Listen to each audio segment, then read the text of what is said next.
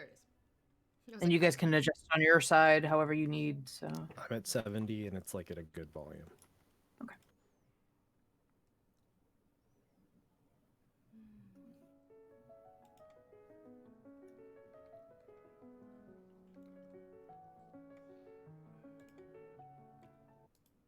No, I want random, please. Let's repeat. Am I supposed to be seeing us on stream already? Woo. Nope. Ha, ha, Hello. ha.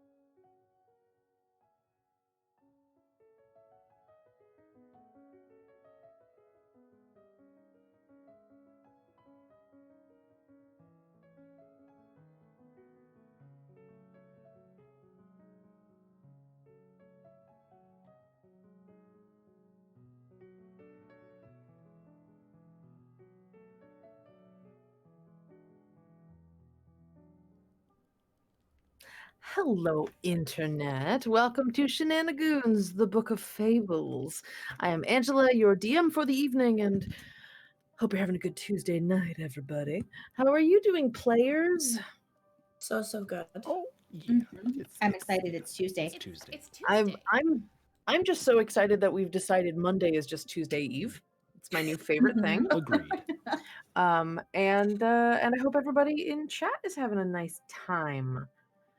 We are very much looking forward to playing some D&D for you. This, as always, is the kinda sorta fairy tale D&D adventure where you contribute to the chaos, which means there are ways you can make nonsense happen during our game. Dessa, will you please display our options? We've had a number of things happen over the last couple of sessions. Dun, dun, dun, dun. We have had some rolls of the Wheel of Causality happen to a couple of our players. You can ask for a particular player or a character, I suppose, but mostly they're to the PCs. Lady Par, thanks you for your generous donations. She's not old anymore. She woke up and she was fine. All the players that donated to that were so upset. They thought they had killed Maru because she was a goblin. Okay. Oh no, She's no, she's fine. She's fine. only a goblin. She's fine. Air quotes. Yeah, luckily she's in Acosta, so she's fine. So, but we've also had some characters introduced into the game, namely a character I didn't expect to have in the sessions, but has turned into a somewhat regular character, a Pimble, the glitter-bearded wizard and artificer extraordinaire. He is the unlikely Charlie to our party's angels right now, as they are about to do a heist of sorts. As part of participating in a kind of freedom fighter situation against the great Mechanist authority that has ruled over this island for quite a while. The party has agreed to help Pimble with some research heading out beyond the walls of the chronograms, the cities that this clockwork society has created. Ostensibly to keep out the chaos that set this island into turmoil in the first place. But to get out of the chronogram, they have to breach the wall or go around it or tunnel under it or something like that. And beyond that, once they get there, they don't know what's out there beyond the chronograms. The maps of Mechanist, the official sanctioned maps of Mechanist, have been censored? Heavily edited. They've taken some editorial license here. Mm-hmm. Yes, please. This is the current map that they have at their disposal. Yeah, totally helpful. Absolutely 100% geographically accurate. Totally not just a subway map. And yeah, so Yep. that's all I know right now about Nice. their world. There are 12 chronograms, and the chronikers are the lands surrounding them inside the wall. And yeah, that's all I know right now. And the island has perfectly straight edges. Absolutely. Yep. That's it. Yep. Anyway, so Most land masses do. we got a little into the plot just then. I apologize. We have a little bit of stuff to talk to you about, namely that we are part of the Nerdsmith Network. You can find out more about us at nerdsmith.org. And if you like what you're watching tonight, you can support us at patreon.com/nerdsmith, of which we just released some bonus content. Heather is one of two hosts of a show called Geek Thyself. It's a really fun podcast that teaches you random trivia and interesting facts that Heather and Russ are keen to learn or keen to share with you. And we've got 2 episodes of 5-minute facts up on Patreon, which are not that the whole episode is 5-minute facts, but that the facts themselves take 5 minutes. Is that what they are? Basically, so the first couple are basically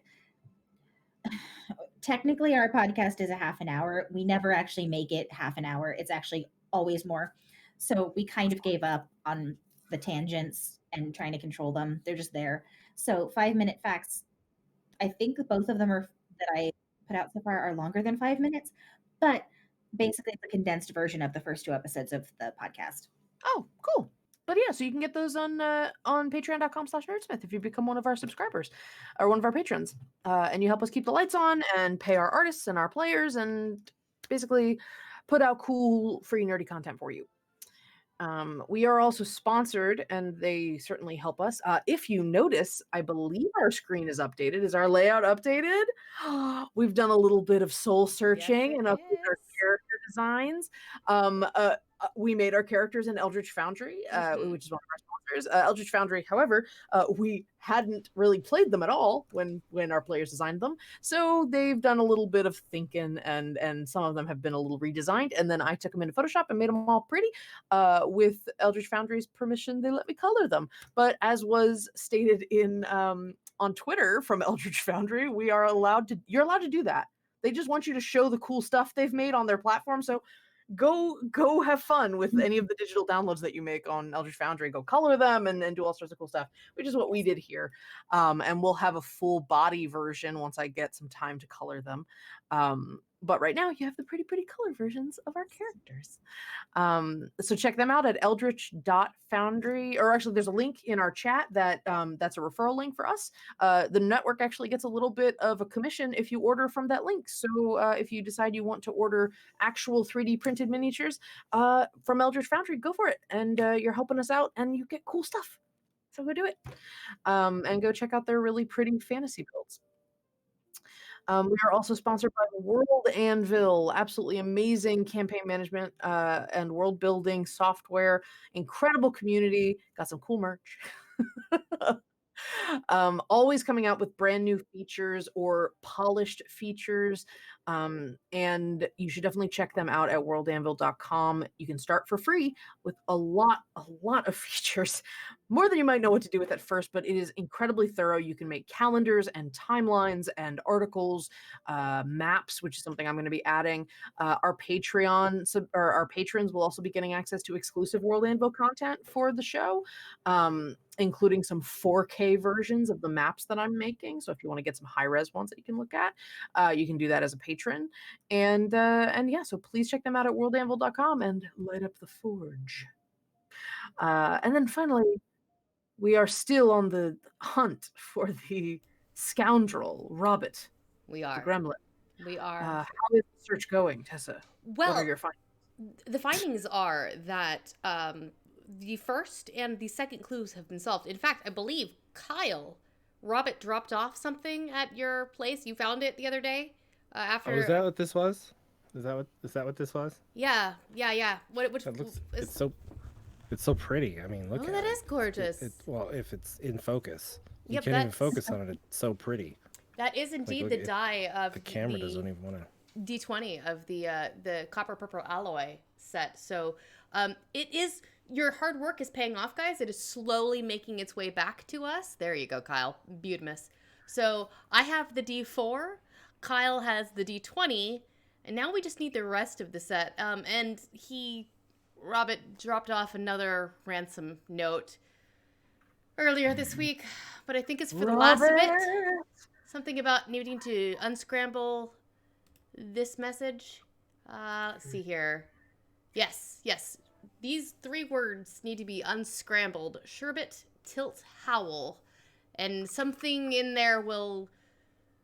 I guess if we unscramble that, then we'll be able to get the rest of our dice back and then next week be able to give them away to you for all of your help in finding them. So let's hope... Oh my god, Kyle, why did I look at the chat? Because now all I can think of is Dolly Patreon. Thank you. That is now what my head is doing. So yeah. So and if you do not want to wait for Robert to give us the rest of their dice back, you can go to dieharddice.com and use the coupon code nerdsmith-MAR for 10% off your entire order. Yep, so unscramble the puzzle. Unscramble my brain, unscramble my mouth, make it make sense, friends. Any of the above. If you can actually unscramble my brain to the point where it makes sense, I will just give you half of my dice collection. So Franz, get working on that technology, please. All right. Back to you, Ange. Would you mind putting back up our how to contribute to the chaos? Because Here I didn't go through all the things. Here you are. So, really quick, if you want to contribute to the chaos and add a little bit of spice to our to our session, you can do it in the following ways. If you so you tip the show via our Streamlabs link, which you can find in the chat right now, or you can find down below under contribute to the chaos. That'll take you there, and you can see all of our. There's 3 tables on the on our Twitch right now, so yeah, it's hard to miss. So $5, you gift a reroll to the party fund. They can reroll a d20 whenever they need to. $15 makes someone spin the wheel of causality, which is a random table that can affect the players and the characters. $25, you can create an NPC for me to incorporate into the session. Give me some information about them, their name, their what they look like, maybe why they're there or something fun about them, and I will try to incorporate them as best I can. And $50 DMX Machina. Give the players 30 seconds of DM powers. You pick the player, and then they get to run with wherever I stopped. They get to take over for 30 seconds. We have had that happen once already, and I'm Mhm. very fearful that it may happen again, especially given that there's a heist afoot tonight. I mean, So we'll last have time we to just find got out a what meat cute, so maybe we'll get something more It's substantial true. this time. Maybe something more dramatic will happen. But we'll find out. All right, everybody. Let's Sniffs get will appear started. from the other realm and give Paru a hug. Oh, perfect. That'll be the end of my 30 seconds. I adore that. So let's have a slight let's remember what happened last week. So tonight is chapter 21, Escape Plan B. Chapter 20, of course, was Escape Plan. The basic gist of what happened last week and last chapter was in preparation for following through with their mission to escape the chronogram and explore the outer world. They prepped a few things. I mean, there were some things that weren't quite on that topic, specifically that Oliet and Harland had a long talk, got a ship name, and were pickpocketed by a pair of tabaxis. The ship name is Brussels sprouts. So I had forgotten. Thank you. you gotta watch it to you gotta watch it to make sense. I had It's also fine. forgotten that. I didn't. So it's just hilarious that it's Brussels sprouts. They're both very blue. They're very cold Brussels sprouts. That's all it is. They're just frozen. They also ran into 2 tabaxis, a pair of twins, one of which was an NPC gifted by one of our viewers, Nicket and Toshi, pair of twin tabaxis who seem to be both very young and very, very without a place to call home. They were trying to steal Oliet's messenger bag, ostensibly just to get whatever was inside it, not necessarily something specific, as they did hunt them down through the marketplace, and Oliet knocked Nicket out and they hit the ground. And their brother Toshi gathered them up, and actually Harland had a ruse that aided them in avoiding the Mechanist Authority. A clockwork sentry had shown up, and what's all this nonsense? And he covered for them. Harland did, rather. And unbeknownst to them, because they had shitty passive perceptions, or rather, the kids rolled very well. They didn't realize they were being followed back to Oliet's uncle's place.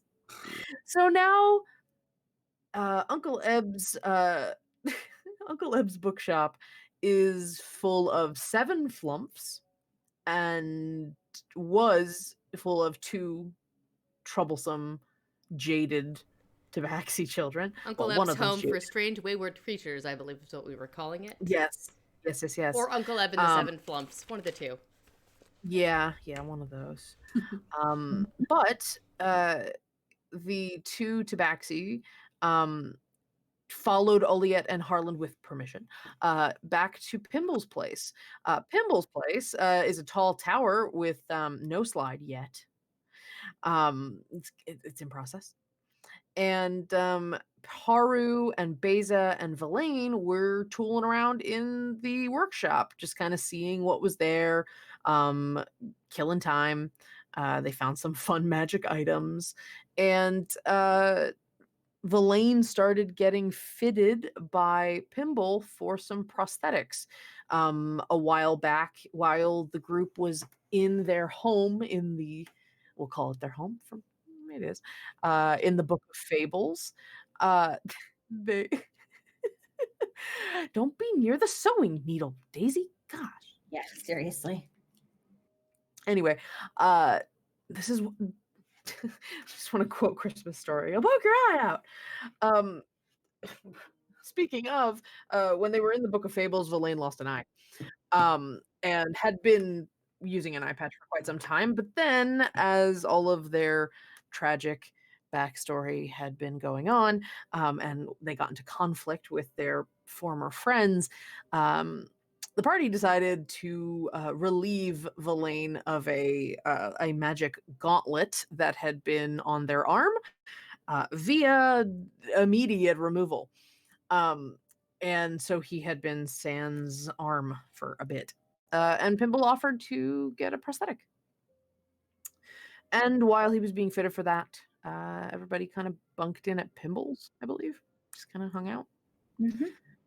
And that's where we left off. I was the big spoon. So, It is still hilarious to me canonically for Paru to be the big spoon to Verlaine, considering how much smaller she is. Just be like, I protect you. non-binary boy needs a hug. Mm-hmm. And yet it fits perfectly with Paru's personality. So, It's basically his their backpack. well, here's the thing. We're going to skip ahead a little bit. It's probably afternoon. Early that night, Pimble came in to the room, Paru, and woke Verlaine up. Said he was ready for applying the prosthetics. And procedure was pretty simple. But he was gonna need Verlaine to rest for a while, a long rest specifically. So later that afternoon, Verlaine wakes up in the bed, and oh my god, are you just like there, Paro? I take my they just Verlaine sigh. babysitting duties very seriously. Okay. Verlaine's eyes are closed, and you're just like watching very carefully.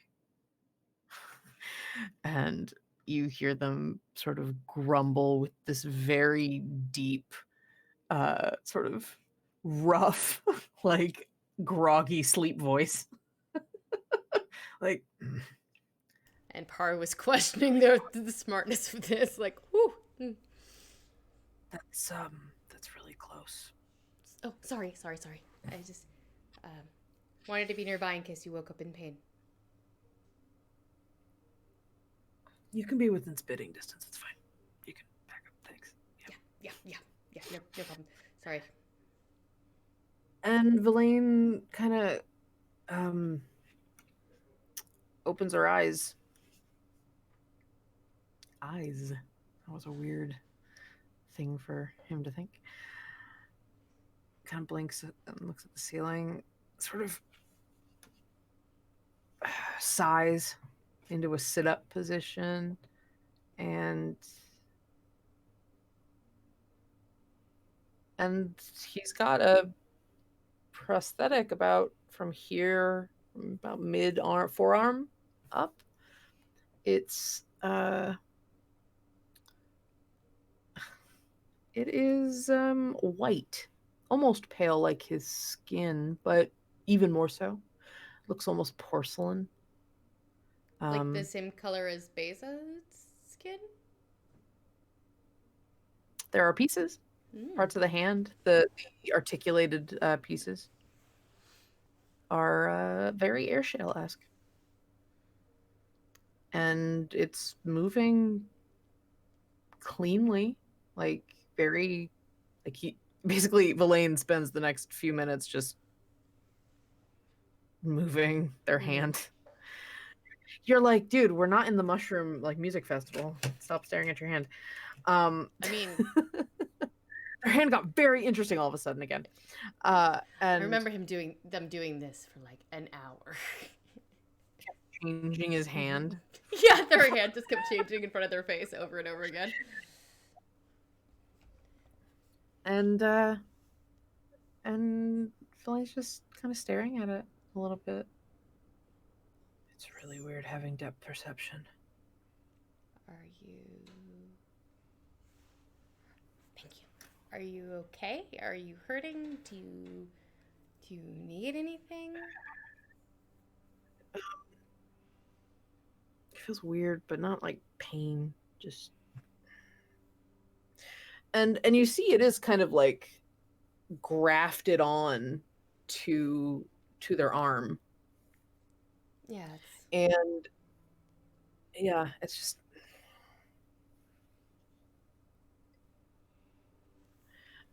Pimble's at the door. You will probably need to take a break every so often. The enchantment that connects you to the prosthetic is takes a lot out of you. You're gonna get tired, so you'll probably want to take a break every so often. Villain just sort of nods, and you see he's got another eye. It's a little brighter, a little whiter than his natural eye. And the blue is a little extra like crystalline blue. It's little it's clear it's not the same color. Think Spike from Cowboy Bebop. A little different color than the original eye. And and Pimble says that is a work in progress. I do have ideas for that, but now let's just for now let's just make sure it works. And Villain just kind of nods slowly, staring around the room.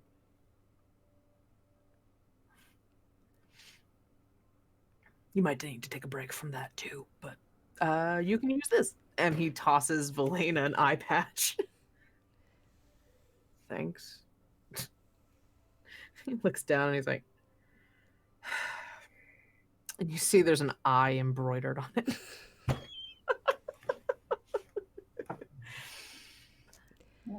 Thanks. Beautiful. Beautiful.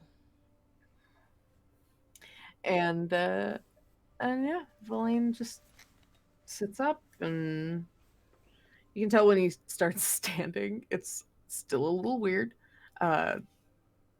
Vision's a little funky. Hey, do you need a hand? You got it? No, I'm good. I just I'm gonna walk slowly for a second. I mean, this is gonna sound really strange, but if you need to, like, my head's a good height to like balance yourself on cane-wise if you need to. I'm not gonna use you as a walking stick. Well, you know, That's incredibly disrespectful. I managed to lighten the mood, so that was my goal. And yeah, he's he's got an odd bit of self-consciousness to him right now. Little ginger with his with how he moves around, and he's like kind of avoiding picking things up with his hand. He sort of like touches the wall a little bit as you walk, and he's kind of like leaning on it a bit and trying to get used to it.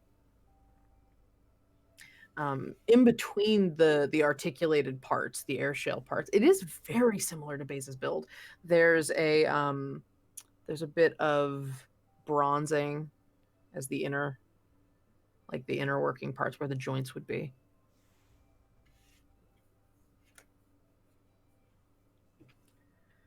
Suits you. Yeah. Yeah. I would have gone with like a silver or something, but beggars can't be choosers. Well, okay, so these pieces look like Beza does, you know, and the whole thing with her air shell and magical attunement and everything, right? Like, that's why she came alive. Yeah.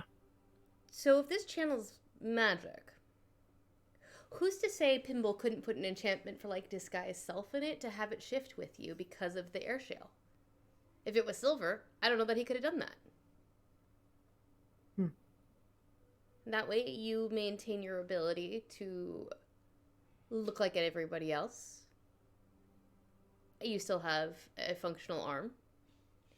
And none's the wiser. You remain the ultimate crime buddy forever. He just kind of stares at the hand as you're describing that. I'll think Haru, about by it. the way, is like kind of just using educated guesses from what she knows. She has no idea if it's even possible. But just like, oh, well, Beza came to life because she's made of this stuff, because magic, so maybe magic can be put in it. I'm not an arcane caster. I'll think about it, Paro. Thank you, though. Oh, cool. Just let me know anytime you feel like doing crime.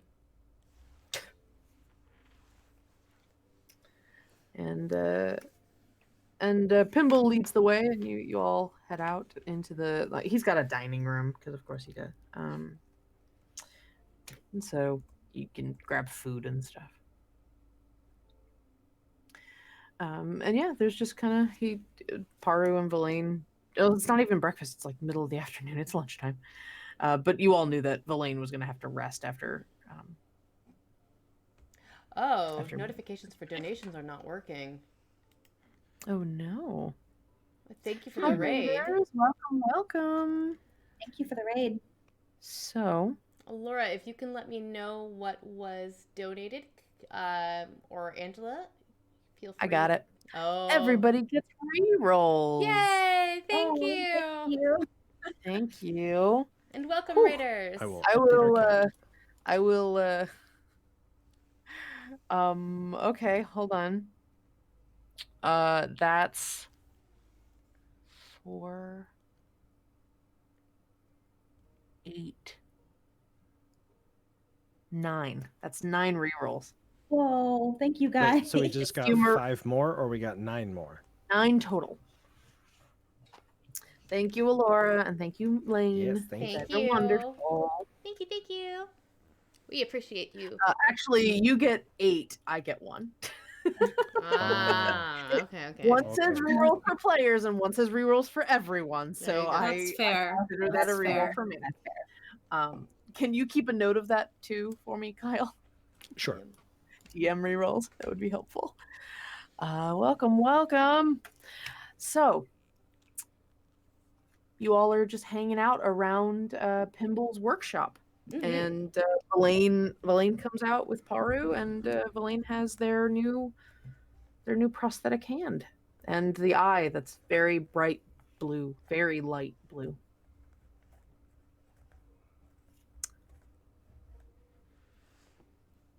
Well, no harm, no foul, I guess. It kind of smirks a little. Beza winces like, oh. How do you feel?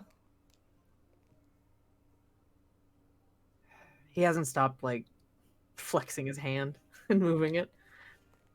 I feel good. Feels different, but you know. Oh, Beza, I asked Pimble for something, All right. and he grabs his middle and his ring finger, and he pulls them off, and they are the handle of a knife. That's badass! Oh my god, that's Oh, amazing! So fantastic. he's like Beza puts out her arm blade. Blade buddies. And like high fives with the blade. Ding, ding, ding. Yeah, and he puts his fingers back into the hand. Mm. It's really Yeah. human. Ooh, that no. It's really useful. I stopped myself. I Say stopped it. myself. Say it, Beza. Say It's really handy. Woof. Hey, I tried to stop it. But anyway, it's really useful because no one thinks to look there. In my hand? Exactly. Mm. Well, Whole new they meaning did- of pointing the finger. yeah, you could flip him the bird and fling the blade at him. Oh, just all sorts of fun stuff. So yeah, it's a pretty short blade. It's like a little stiletto. It only is about the width of his hand. That's all it takes if you hit the right spot. Yikes. This has been Heather's Not Medical wrong. Corner. I was trying to avoid the fingering jokes, but you just went there, so. No, That's Heather actually meant not what I meant. I meant if no, you Heather meant it as like murder. Oh, whoops. Yeah. Heather meant you only need a 1 pound of pressure to break skin kind of comment. Heather meant murder. I did not. That's okay. I'm with you. I'm with you, Tessa. I understand. I know where you are. I know where you are. So and so Pimble goes, Belaine does things "Oh." to me, okay? Pretty sure Beza does things to Belaine, but that's beside the point. Ooh. It's fine. It's fine. He got an arm. He got a replacement arm. It's fine. It's fine. Thank you for that, Chris. I we appreciate had it. to get the bad thing off of him. There was no choice. I understand. So the group of you are with Pimble in the workshop, and Pimble goes, "Well, now that you have, now that you're a full set, maybe we get going on your task." Right. Yeah, so you said we had to steal a map? Yeah, someone said something about stealing. And you hear the Tabaxi twins were in the corner. Nicket, they spoke up, and Toshi's like, they're both eating. There was food around. They've been eating they've been snacking nonstop, and Pimble goes, "Yes, and I take it you two are interested in that activity." Nicket kind of, well, it seems to me you actually could use the help, so.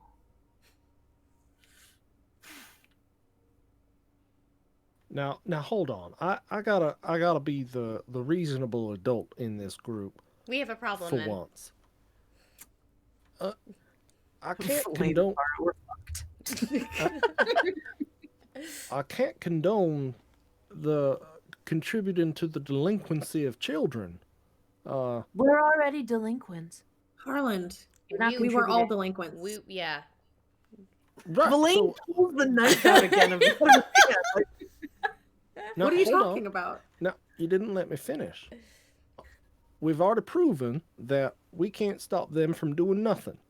So if you instruct us on where we are to go and what we are to do, there's really not much we can do to stop them from coming along now, is there? If that was going to be your argument, why did we argue against it in the first place? That's what I was wondering. I was trying to Oh, be okay. circuitous and get on the same page as all y'all. Sometimes I have my moments. You used that correctly. I'm so proud of you. Yeah, that was a nice big, That was a what's that you were saying? It's like a 5 gold word. ha. It's like a pie, right? It's circuitous. No, now we're It's like that's how one of the that's how Dragon Lord described it. Anyway, okay. Dragon Lord the Flump, yes. So let me just want to make sure I'm on the same page as you, Pinball, my liege, my muse. We're taking these kids. He's just like kind of petting his beard as you're complimenting him. I love you. That was Chris, not Oliette. I Maybe mean, both. To be fair, Maybe both. we all love Pimble. I love you. So So much. we're taking these children to go steal something. I believe these children are tagging along. Okay. Where is this? Where are we going? You're going to a repository. Interesting. Repositories are like the way stations before they take information and such to the reacclimation centers. Okay. They don't always, not everything ends up in the reacclimation center. Sometimes they just put it in a different library. It's a weirdly not logical system. Maybe it's on some other level. I don't know. I don't pretend to know how any of them work. For all we know, they count the number of V's in it and decide where it goes based off that. Possible. What? Maybe the percentage of lead in the ink. I don't know. Anyway, you're trying to find us a map. Okay. Specifically, a pre-colony map. You wouldn't happen to know what one... I guess you wouldn't know what one looks like, because then you could just draw it for us. Because if I could like get an idea, I could use some magic to help find it. But Hold.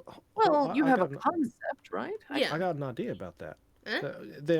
I got an idea about that. We could probably look in the book and see if there's some sort of map or something that looks like real land and not like weird mishmash Like- clocky thing. You mean the Fae book? Yeah. Why would there be a map in the Fae book? Why wouldn't there be? Okay. I'm gonna pull it out of my bag. I can't argue against that, so I'm gonna pull it out of my bag. So yeah, you pull the book out, and what do you do? Hey Siri. No. I guess. Man, I really should have had that be the name of the book. I guess I'm gonna. Actually, I would ask. I'm gonna sit next to Harland as I open up this book. Okay, what exactly do you want me to ask? Well, like you know how we all traveled all around, and the Queen's got their own regions, right? They got their own, there's boundaries, and there's all sorts of. You control this area, and you control this area, and Okay. oh boy, I feel something strange. Harlan, bubbling up within me. yeah, a little weird little like stomach ache as you're talking to Oliet. And let me know when you're ready, Tessa, as we spin the wheel of causality for Harlan. Thank you, Fran. Oh God, where did my wheel go?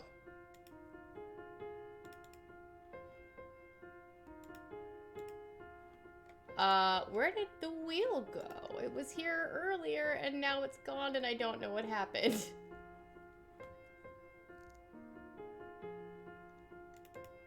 Yeah, 1 second. Apparently, my computer has taken a small problem and disappeared. One moment, my friend. Okay. While Well- I fix this.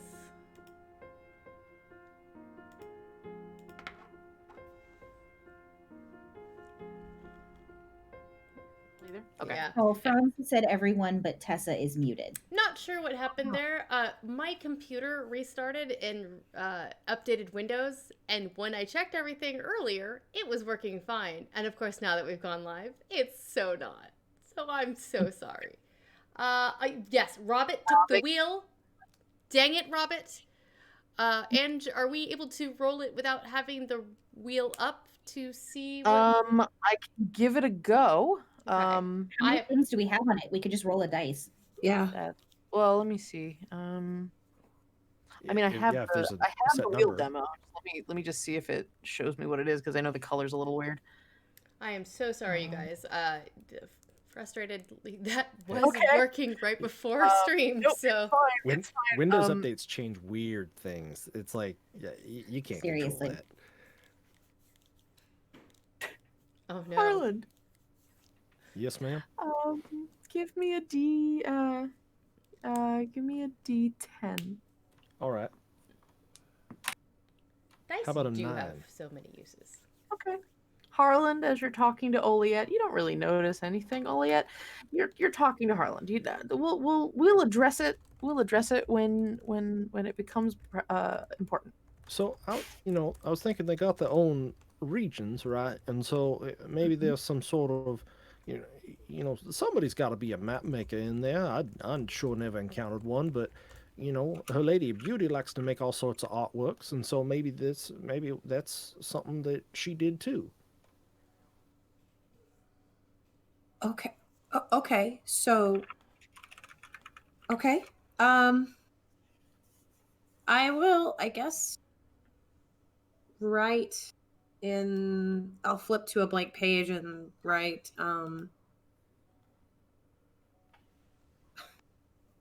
have you ever been out here, by the way?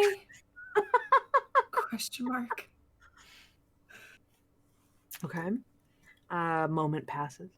Not much of a moment, though. This isn't really a question that requires the a queen's moot or anything. You get back in Her Majesty of the Word's handwriting.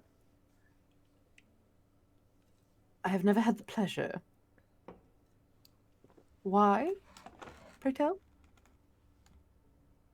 I'm gonna write. We are trying to find a map of what it looked like out here in the before times. Didn't know if you maybe had any pointers on that. Also, everybody says hi. I, Oliette, feel like this is fruitless, but I'm trying to be a team player Let them here. all know I say, and you put hi as well. And after a minute passes or so, you just kind of be like, okay, she'll tell me if she didn't know anything. Her Majesty of Trade has been in many books, or has glimpsed into many books.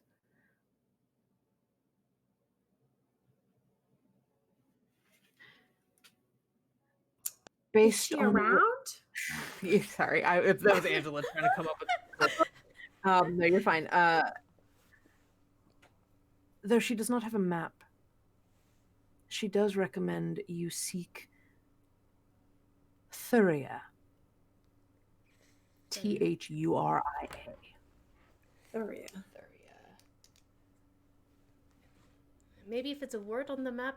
I don't know if a word on a map counts as an object that I can locate, but maybe.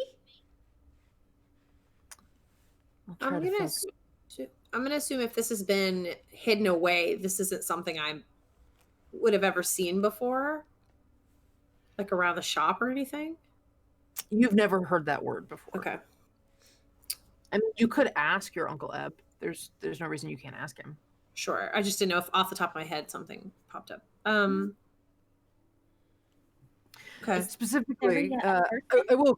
Go ahead, Beza. What'd you say? Is Thuria a person? I don't know. I guess I could. Animal, vegetable, or mineral?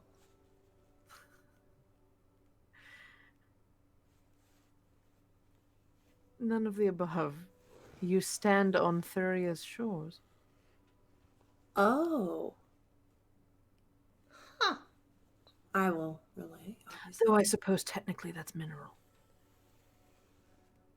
Wait, so is where we were in the book, Thuria, or is I think where we it's what this place used to be called before it was called Mechanus. Oh, Cronus right now. Cronus, pardon. To be honest, The great Thuria- clockwork nirvana of Mechanus is where everybody came from. Or is where all the Modrons came from. That's right. What were you saying, Beza? Just that Thuria is a prettier name. It is. Pimble's like, ooh, that jogs the memory. It's been a while. Oh, you know what she's talking about. Now that I hear it.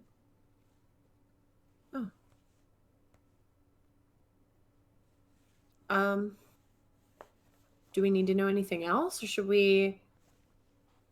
Where are we starting? Do we have a hunch as to exactly which of these repositories we're going to? Is there more than one? There's one here in town, so it's as good a place to start.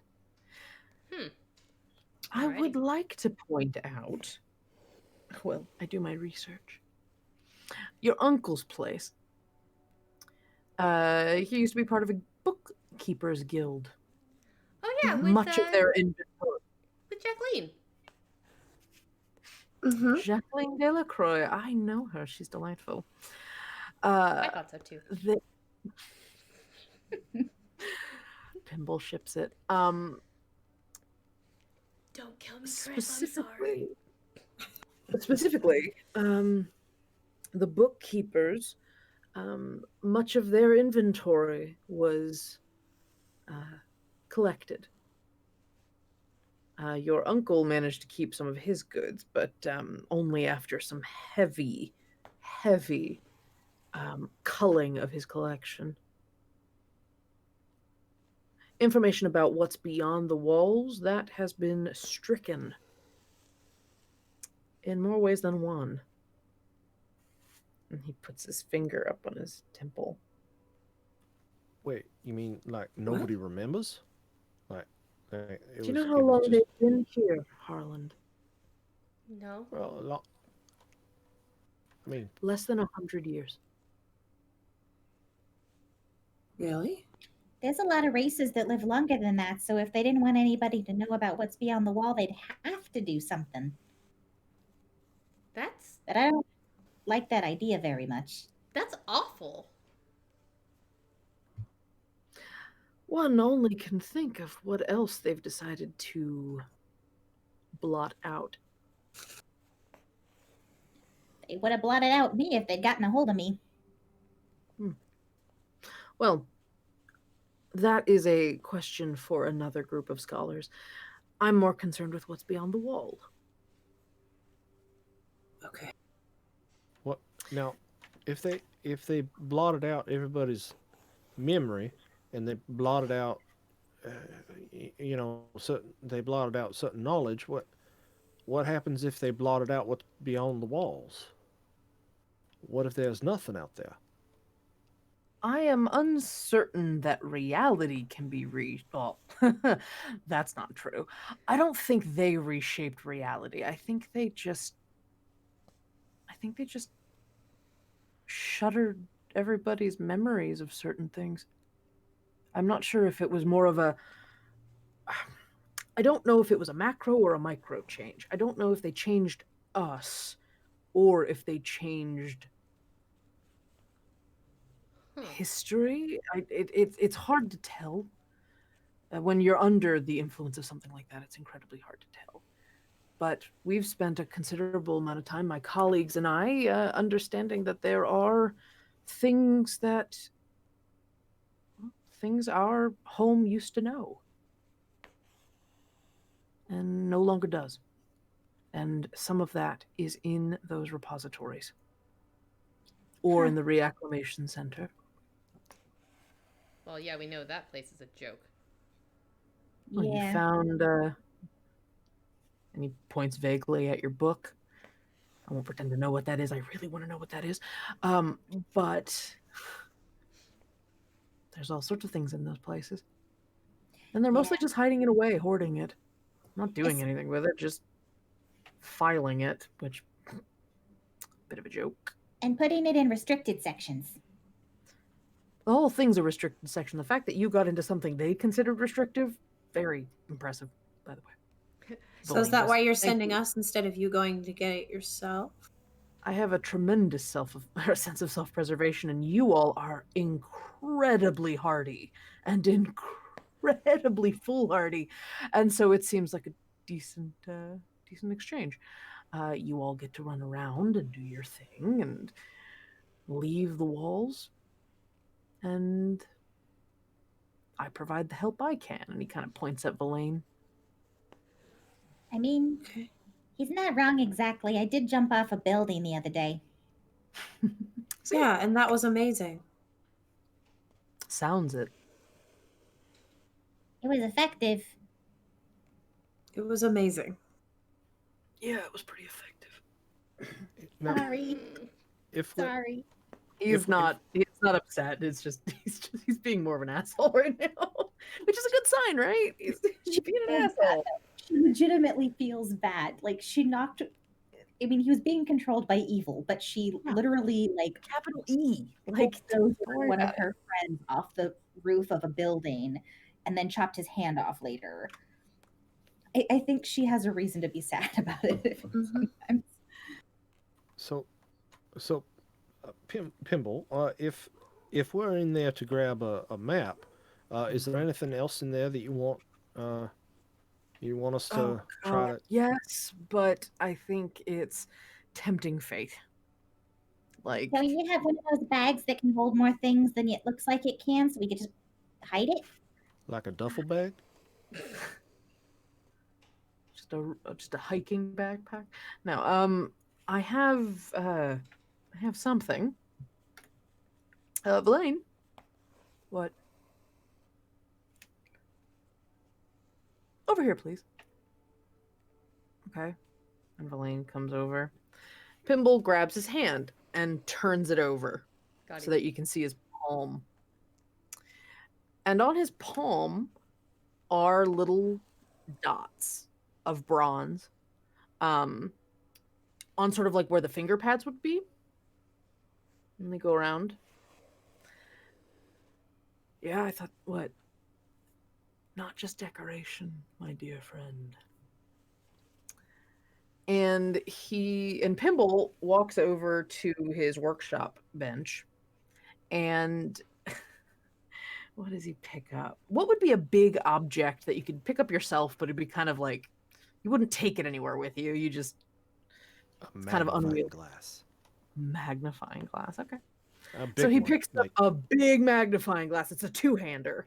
And and he tosses it to Verlaine. And he goes, hide it, as he tosses it. And Verlaine's like, wait, what are you talking about? And he grabs it and it disappears. That's very interesting. And Pimble goes, can I have it back? What do you mean, can you have it back? Like, and it appears in his hand.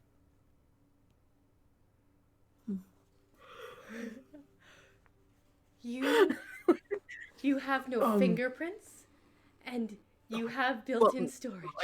I do, but. And he goes, Pimble goes, there's your bag of holding, Oh, is that what they're called? But that's really cool. Yep, up to 500 pounds, never heavier than your hand. wait. So what happens if you give Paro a high five? I weigh more than his hand. No, let me clarify. It can hold up to 500 pounds of stuff. So if it maybe hold your breath. But the hide it, was that the command or you just I can't just touch needed him- anything? I just needed him to think about it. Uh, Sneaky What? asshole. Crime buddies! Pimble's like, what can I say? I've never been one for being. Excuse me. There's literally nothing about me that's straight, including my directions. you love to see it. I love this man. So where is this repository? In the central district. Think about the core of the cog. And you are vaguely aware that the city is kind of it's circular. In fact, all the chronograms are pretty identically structured. And yeah, there is a like sort of central hub in the middle of the chronogram. And he goes, you won't be completely out of your element, though. I do have a friend that'll be giving you a lift and getting you inside. Member of the authority that might be a little empathetic to the cause. So Alright. how then? So that covers getting in. How then do we get back out? Oh, well, there are metronome stations that you don't get access to when you're not in the core. Oh. Get to one of those, and it'll get you out. Consider it a service tunnel. Gotcha. While this has been going on, I'm trying to honestly probably tilting the book even away from Harland, I guess. I don't know. But I'm sketching Verlaine in this book. To like what? To show the arm and the for eye? the Queen of the Word, yeah. So just kind of from the waist up, sketching Verlaine as best I can. He's kind of like studying his palm right now, the little fingertip parts. Yeah.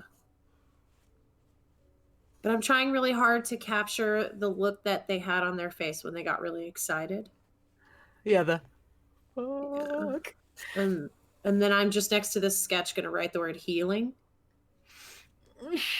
And okay, I'm sure, just gonna wait. Do that to me, sure. Even Okay. the flowers that you thought were dead rebirth in the springtime. Sorry. God. So yeah, you draw that out while this is all happening. And Pimble says, "I'm already I'm waiting on him. He'll be here soon. And he'll give you an escort to the hub." Excellent. His name's Leon. Of course it is. Oh, do you know a lot of Leons?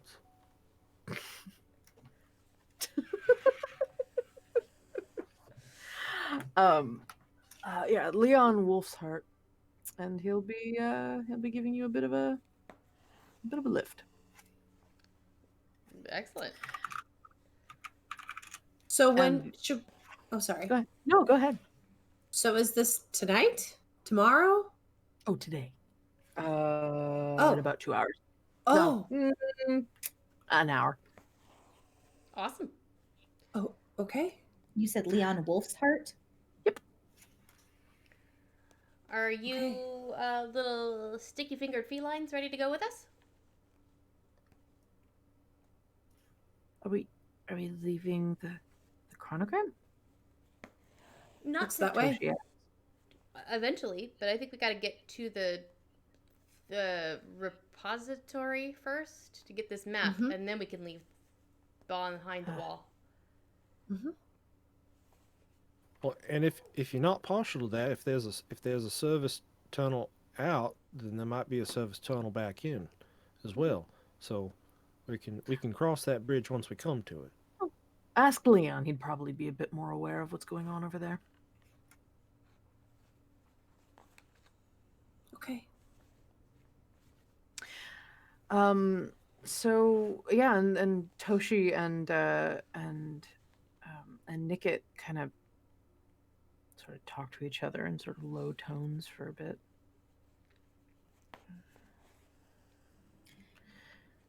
Go ahead. All right. Well, I guess we got to get ready.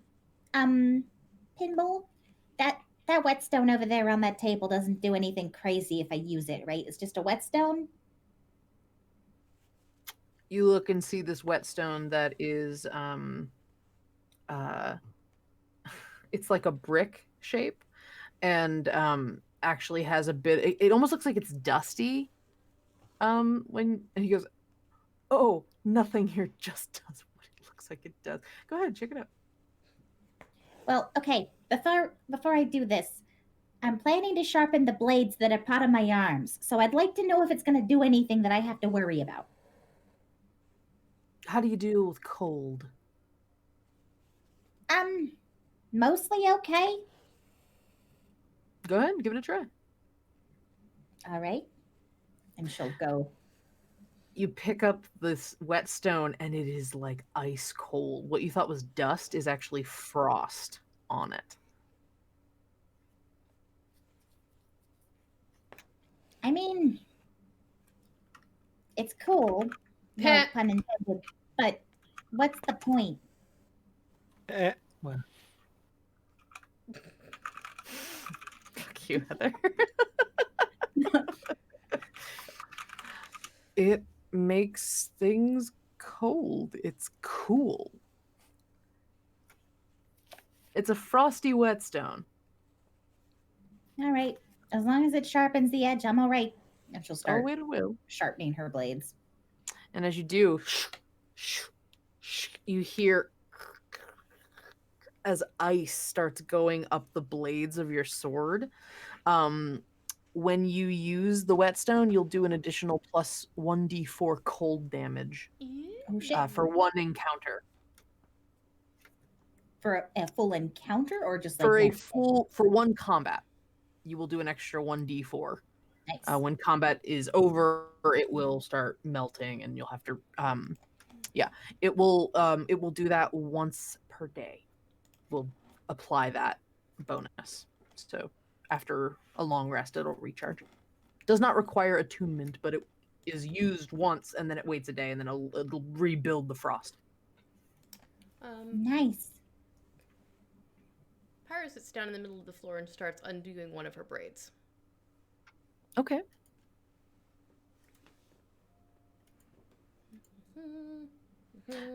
Anyone else want anything? There's a bunch of things here. Basically, Can I- give me an item and I'll give you a thing. Tell me what you see and what you grab, and I'll tell you what it does. Can I keep this, or do you need it back? Yeah, keep it. Sweet. Bring it back if you end up back in my workshop again. How about that? Sounds good. I don't know what I could use. I tend not to be around all that much magic items all that many times. Maybe I don't know. Maybe you can have my hat keep the sun out of my eyes. Cause that'd be real nice. Cause sometimes it just the angle that sun comes in just right, and it give just. me your hat, or you want a hat? Well, I've got a hat. Don't be silly.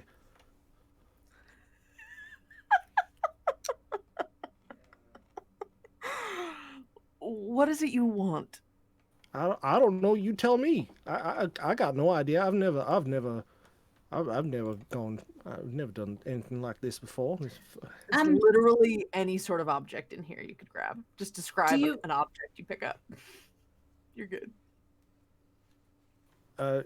So Harlan picks up, I guess. How about I know something less something that looks like a quill or a pencil or something like that. Okay, cool. Harland, you pick up a quill, and he goes, well, that's fun. Yeah, it's a transcription quill. Rather, a quill of the orator. Oh, okay. Those are words. What? Quill. Right, As I got in that. an implement one writes with. I can see what it is. Orator. Coming from the word orate, meaning to speak. Oh, so it's like a speaking spell. Talk to it and it'll write for you.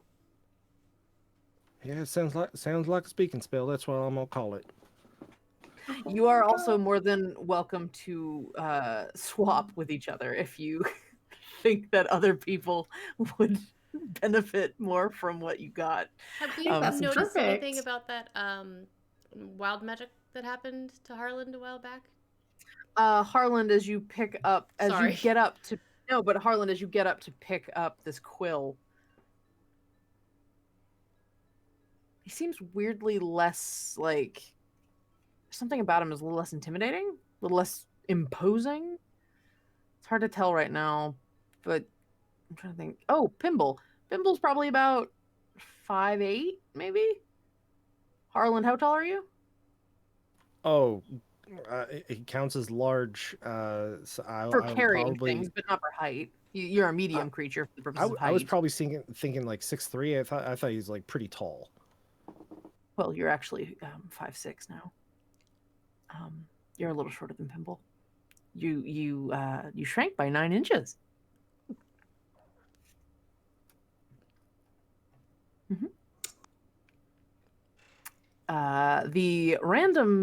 The wheel of causality rolled drink me. Oh, You God. will decrease by 9 inches every scene for the rest of the session.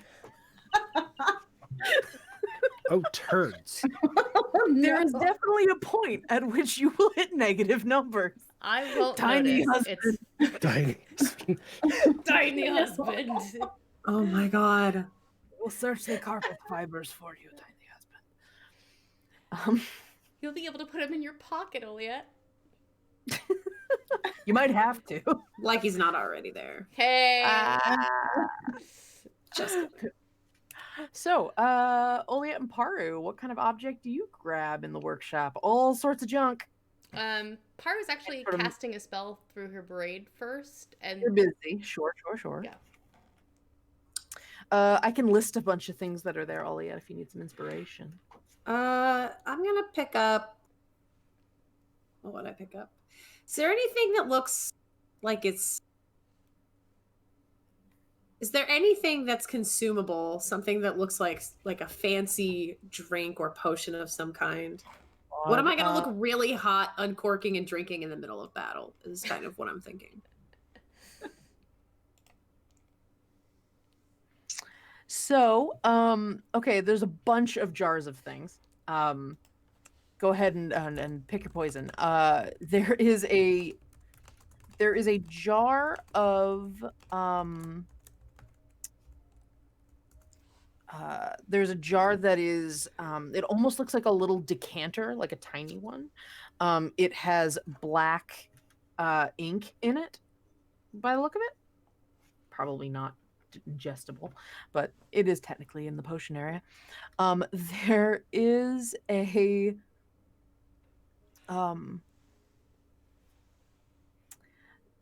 a jar of opalescent, very thick material. Almost looks like a honey jar.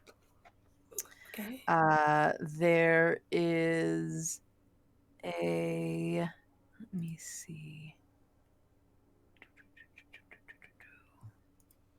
Sorry, I'm looking through the magic That's items. okay. That I have. There is also a bottle that has almost like a pink wax over the cork, and there is a light glowing pink liquid inside. There is also a round jar with a very, it's kind of hard to tell. There's almost like a bit of a cloud inside it. And occasionally the cloud almost forms the image of like a little, like almost like a cloud animal. You see it like a little lizard inside. Every so often it kind of just like. What was the one before that one? The one that was like a pink glowing. That one. That's the one I want. Okay. And Pimble looks at your selection. Oh, good in a pinch. And he says, that is that's Velseer extract. It gives you a little bit of a boost when you need it. Well, it does a couple of things. You cast magic, don't you? Mm-hmm. Well, it makes you a little hardier. But also, if you cast spells, that hardiness, hold on one sec.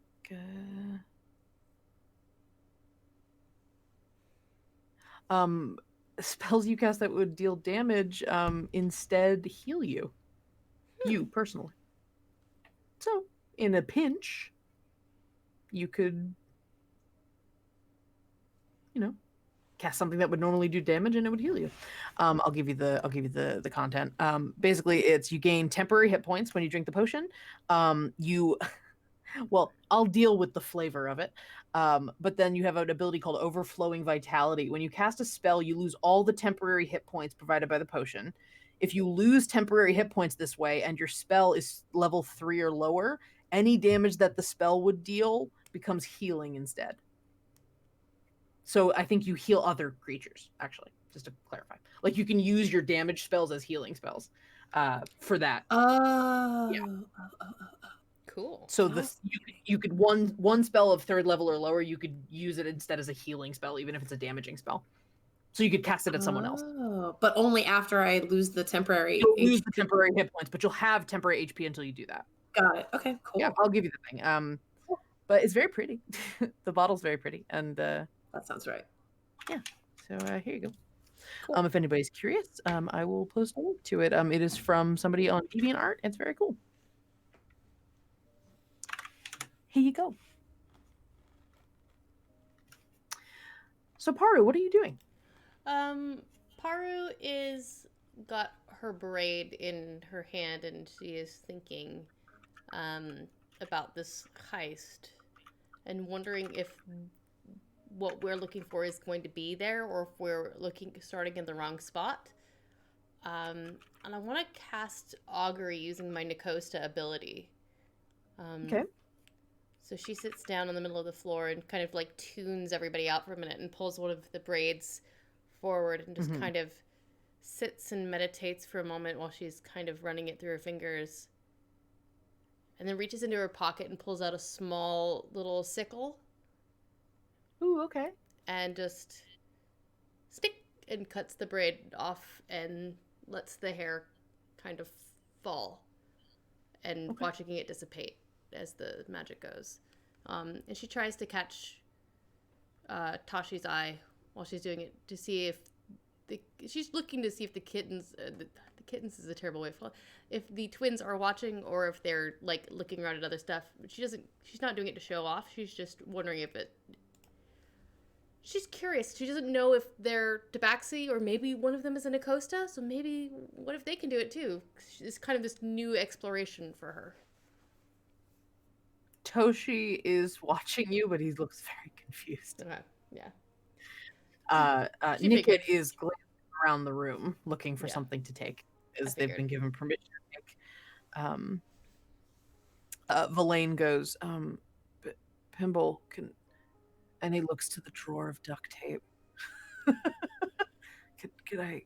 Yeah, take a roll. It's fine. Thank you. And he rushes over to the duct tape.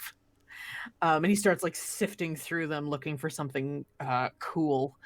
And he grabs, let's see,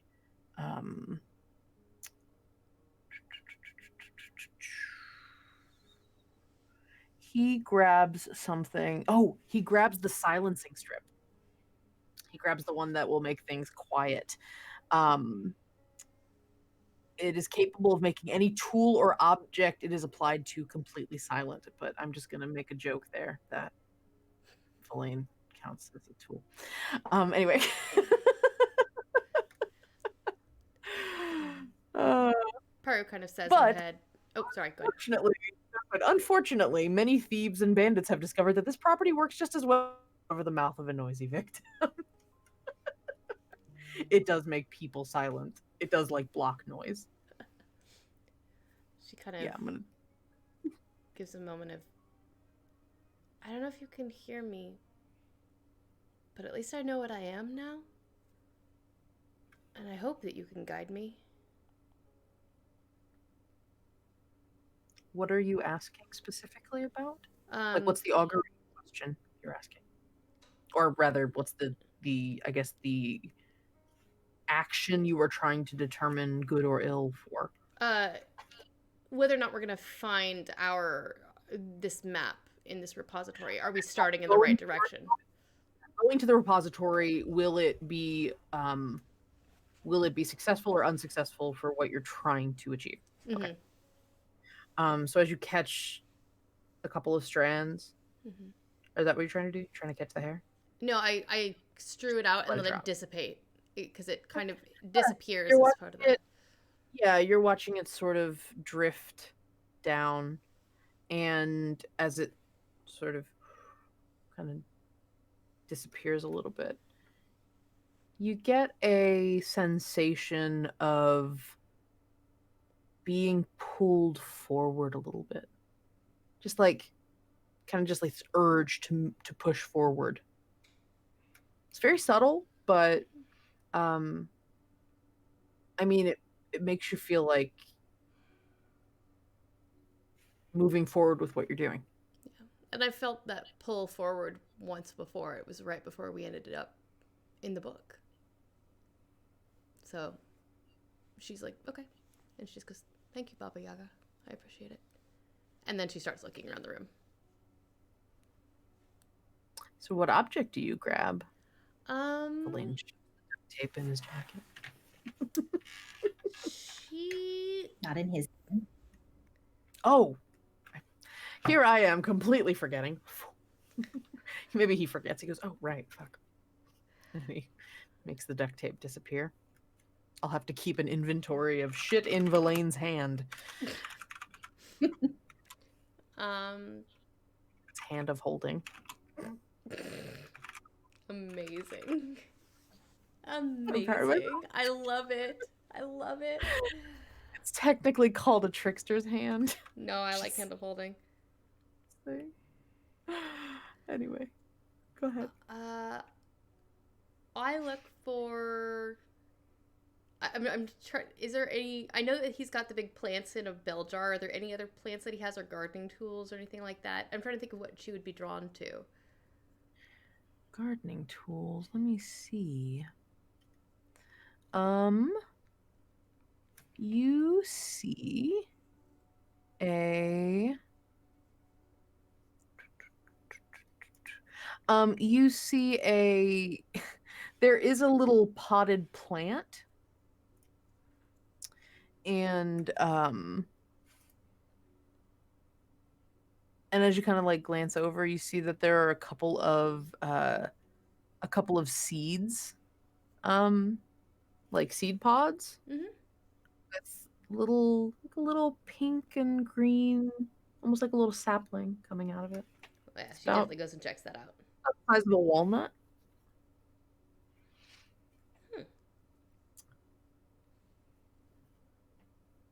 Ah, it's a good berry sapling. Huh. Neat. I don't know how often you're planning on going to the same place, though. You do plant it. Yeah. And it becomes a good berry plant. A bush. Very cool. About 5 feet. She does leave that one alone because she can kind of conjure them out of nowhere. So she's like, okay. That's very neat. Are there any, like, divination tools? Sure. Then she'll look for something like a deck of cards or something that she could use for divination purposes. Yeah. Sorry, not trying to be picky. I just was like, oh. No. You're looking for something that does divination stuff. No, I got you. So...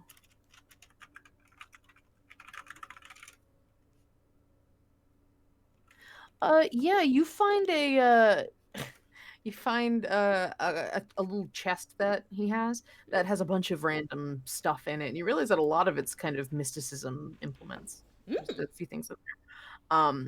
One thing that really draws your eye is a deck of very thin tarot cards. It's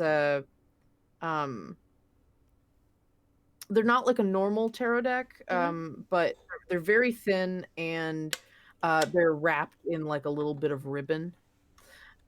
There's also a what looks like a crystal ball.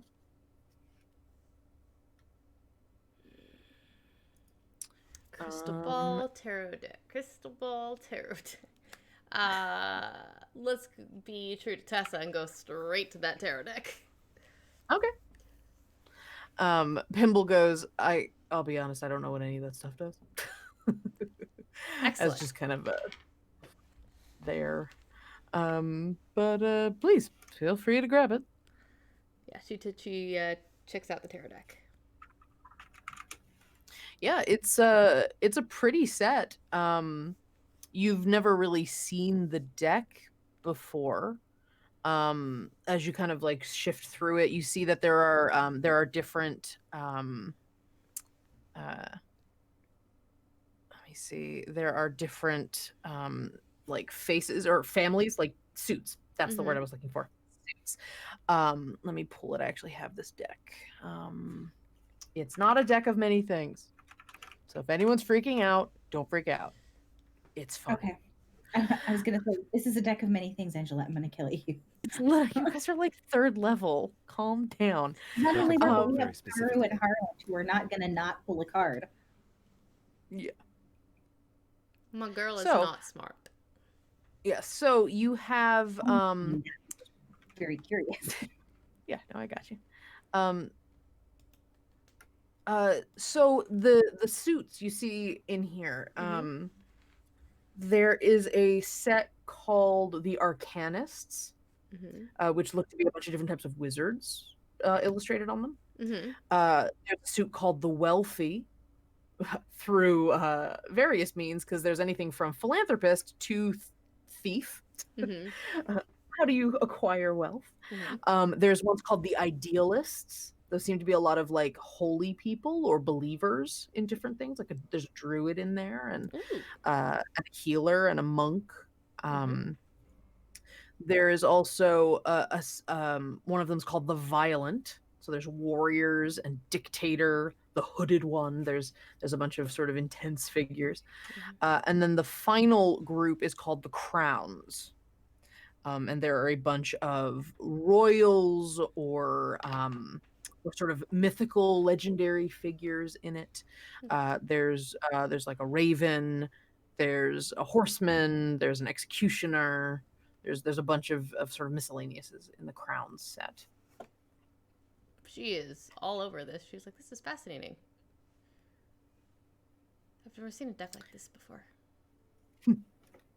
It's yeah, go for it.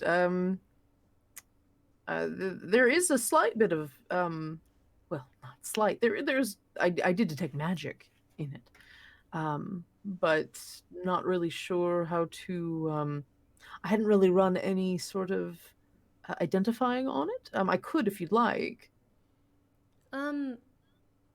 Yes, please, if that's okay. I mean, I've got a really good, strong feeling about where we're going and what we're doing. At least the Baba Yaga's kind of giving me a, yeah, all systems go for going to the repository, but I would like to know what this is before I take it. I wouldn't want to do anything that accidentally endangered our mission, especially since I didn't actually, oh lordy, we have a wheel. We have a wheel of causality. It was done in bits because of the brokenness of Streamlabs, I believe. Okay. So, person who donated, let's see who donated. Graham, who would you like to spin that Graham, wheel? yeah. Who would you like to spin?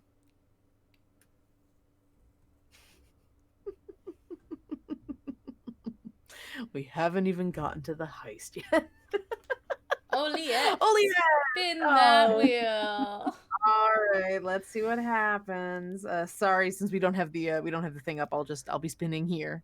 But it's fun. I get to keep it to myself for a minute, unless it's obvious what happens. Spin the wheel. Yeah, unfortunately, the Windows update broke my. Okay. No, this is great. Oof. Unchained Melody. Okay, so, You want to elaborate? yeah, we're gonna get to it. God. Oliet, as you're watching your friends all do things, go look for items, and Pimble prepares to cast Identify on the deck. You feel this shiver run through you, like walking past a graveyard kind of shiver down your back. And do you still have the book in your hand? Like, you're still holding the book? Or I did you put it away? probably put it away at this point if I'm picking stuff out, but Sure. And you hear, like, what sounds maybe like a whisper near you. okay. And you hear it say,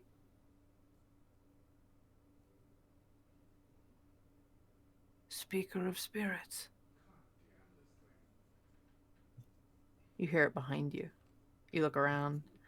Turn around and you see just shimmering, sort of like flickering in and out a little bit. You see a spirit. It's a ghost. Oh, okay. I'm putting it together now. And there we are. But is it Patrick Swayze? Because It I'm is so not sorry, Patrick Harlan. Swayze. Okay, Not- never mind. We're fine. We're fine. It's Wouldn't blame you. It is a dragonborn oh. with like almost a fin going down their head. Looks ancient in terms of garb and armor, and it sort of like reaches a little bit out towards you. Not like, but more just like just kind of gesturing towards you a little bit. Oh, okay. I seek your assistance. Pinball, I think you have a guest.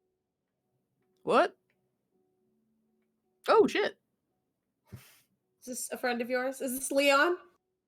No, He really knows how to make an entrance. definitively not.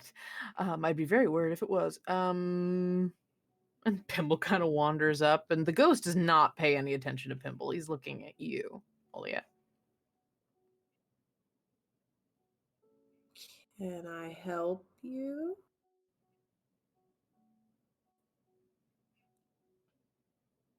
I am weary.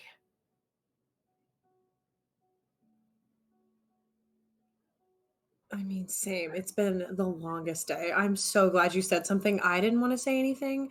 And it's like, okay, were you even there? I don't know like what your deal is, but were you there earlier when like and like okay. I require your words.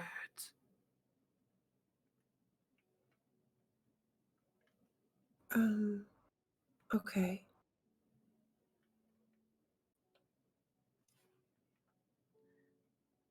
To speak to one of my lineage and pass along a message. Oh, okay. Okay. Who is it? Store my descendant.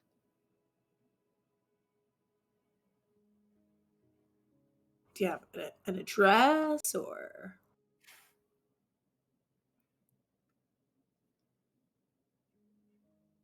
Okay. No, don't. I'll figure it out. I'll figure it out. Don't worry. It's fine. It's fine. What's the message?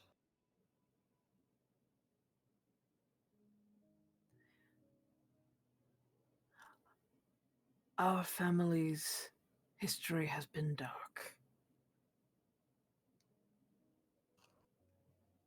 And you can be its light if you merely take your birthright.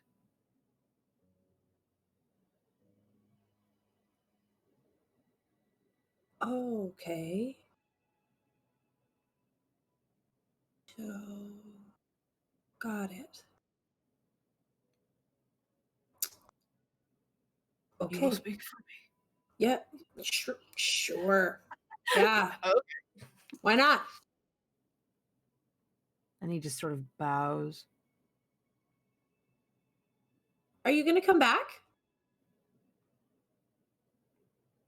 I cannot touch Well, how- this world. How are you going to know if I delivered your message?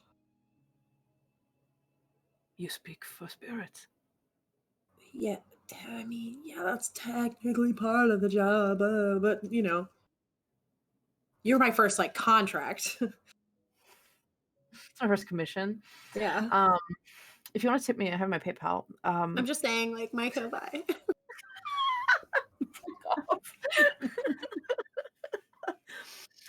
sorry. I'm trying to evoke a sad, You dismal are ancient spirit, the and it's worst. not working. And he fades. Oh, didn't get a last name. Okay. All right. Store might be a dragonborn. Yeah. All right. Got it. Cool. It's great. Good Sounds stuff. She is such Makes sense. the worst Why not? sometimes. Oh my god, I love I her. know. I love her Beth, so what are you talking much. about? It's absolutely the best. Amazing. So, Tessa, as Pimble goes, that was fucking weird, and he walks back to where he was, he casts Identify on the deck of cards. And he sort of handles the deck of cards and is like, huh.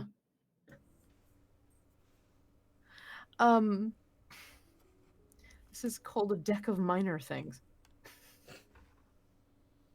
Amazing. I don't know exactly what each thing does, but it seems that if you perform the correct ritual, and draw a card during said ritual, you get some sort of effect with each card. Interesting. I like it. Thank you. Good luck. Thanks. I think I'll get along with it fabulously.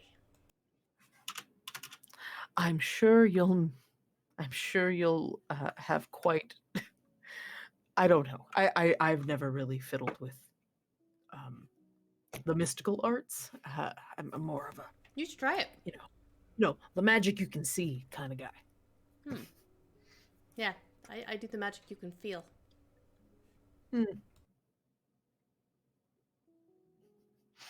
So it is essentially a deck of many things, though you do have to actually like draw in a certain like little ritual. I saw the way you to attune to this deck, you have to do a reading.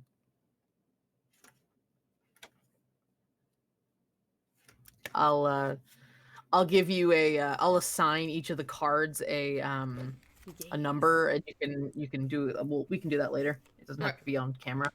Okay. But that's what you have to do, is you have to sit down and do a reading. Okay, I definitely want to do that to attune to them. Cool. And yeah, so hold on, I was given something. Oh, thank you, Mouse. Nickit and Toshi are also poking around, since, as I said, they're given permission to take something, and Toshi finds a ball of string. Kind of rolls their eyes a little bit, but then Pimble goes, "Oh, no, don't roll your eyes, kid.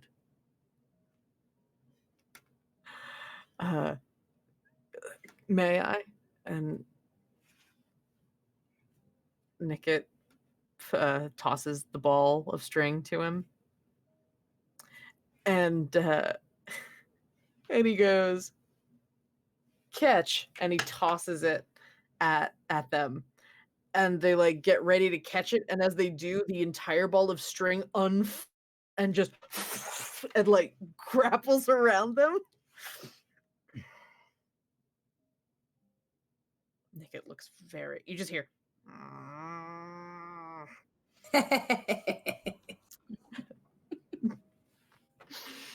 Pimble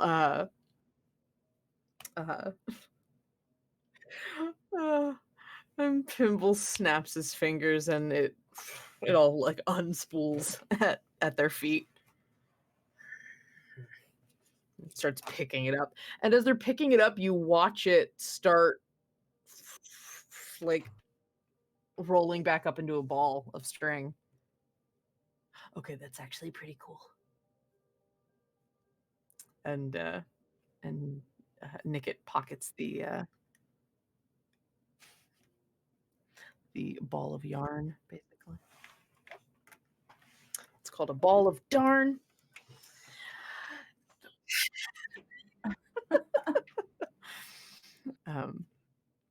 About So, how yeah. much time do we have left before Leon arrives?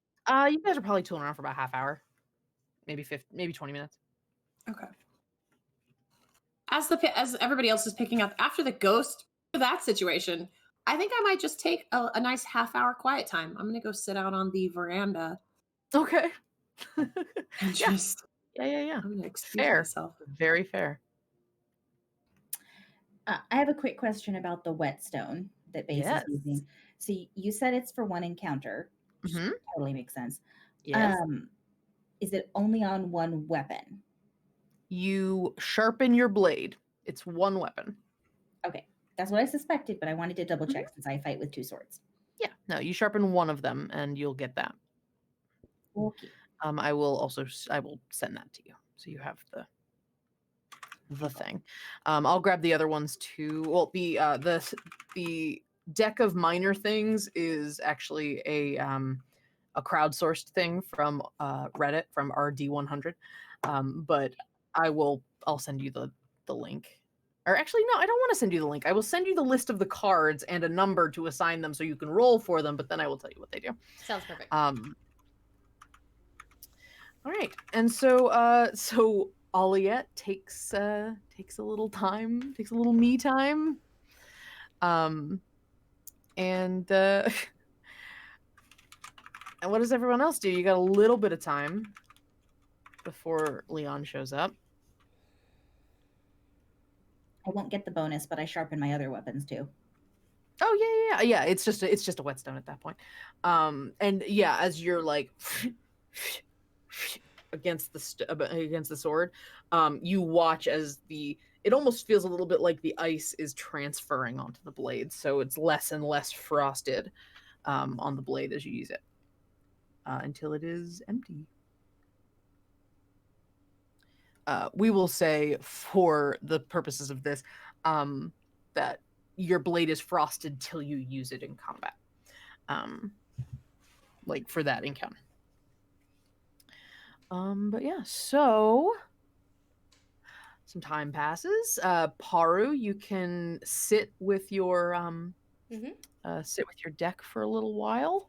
I am going to do so. Yeah. I mean, if you want, you could do a basic reading and I could just tell you what the cards are. Sure. Sounds It's great. up to you. Okay. So what sort of format, how many cards do you want to pull for this? Let's do a 3 card. Okay. Then I will number the cards. Usually I don't know if it's based off like an actual reading, because otherwise I would be like past, present, future. It's not. These are, well, I mean, it's up to you how you want to do it. I'll give you full reign over what the nature of the tarot deck is, like how the tarot gets read, but you will get a certain concept and you can read into it. So go ahead and give me a, let me do a full number here.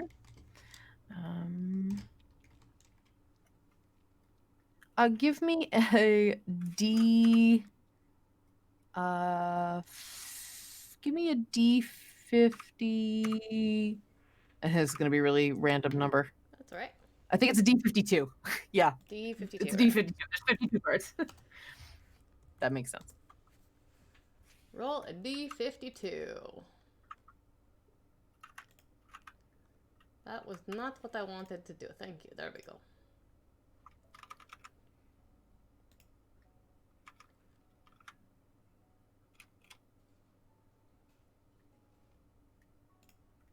$30. 30? Okay. Mm-hmm. So you pull the card and you get you get an image of a figure with a blade hidden behind their back. It's kind of a side image, and it's called the Traitor. Okay. All right. It's a little on the nose, but wee bit. It's weird. It's a pale figure with an eye patch, missing a hand. right. Okay. Go ahead and give me another roll. 10. Sorry, D54 is actually what it is. It's fine. 10, you get one of the arcanists. You see a wizard, a woman casting, and there is almost like a spirit, like kind of a little amorphous, almost sprite-like spirit in front of her. This is the conjurer. Okay. And then one more. It's a D54. Okay.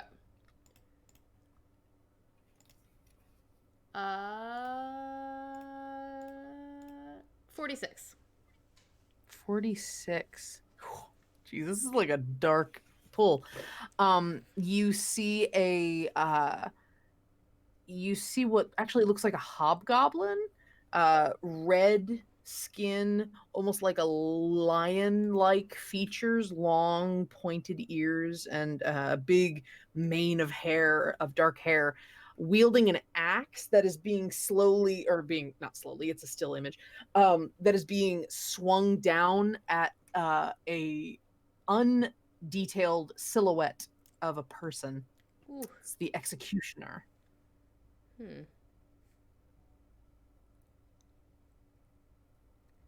Huh. So that's Okay your then. draw.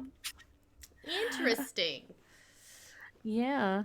I'll just sit on that for a little bit. And that's what happens when you don't plan the pulls. So sometimes they get kind of fucking dark. That's okay. Anyway, so yeah, I'll give you the list and the suits, so that you Awesome. can play around with this a little bit. Yeah, I like it.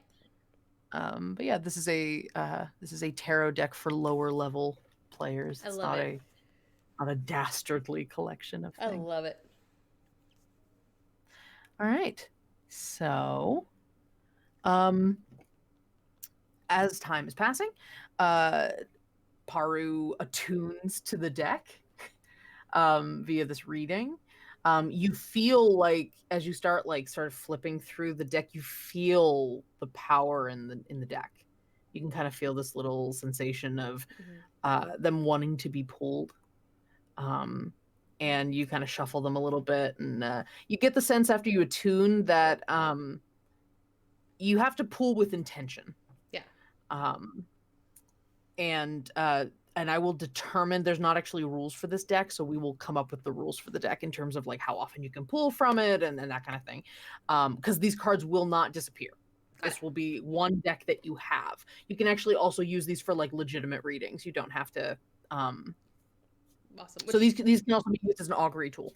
These probably will how Paru will use it mostly.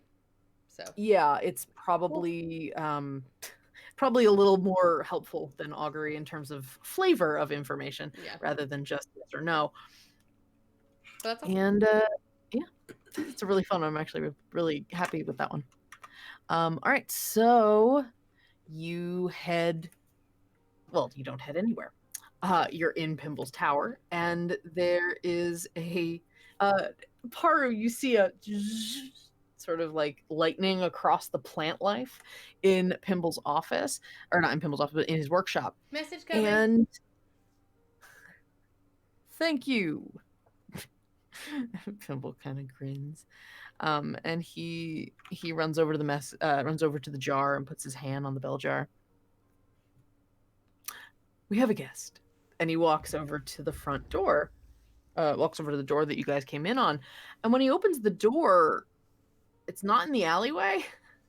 It's some other busy street. And you see a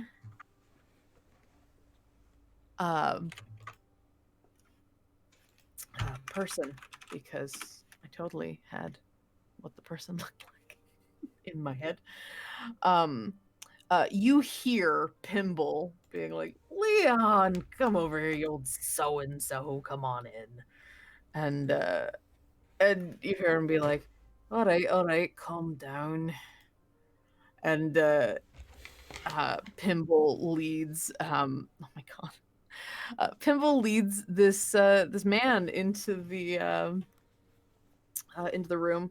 He is he's an elf by the look of it, kind of broad-shouldered for an elf, though, bit Sean Connery-esque. And yes, Darby O'Gillen, the little people, Sean Connery. Young Nice. Sean Connery. He has an eye patch. Other eye, not the same eye as Verlaine's.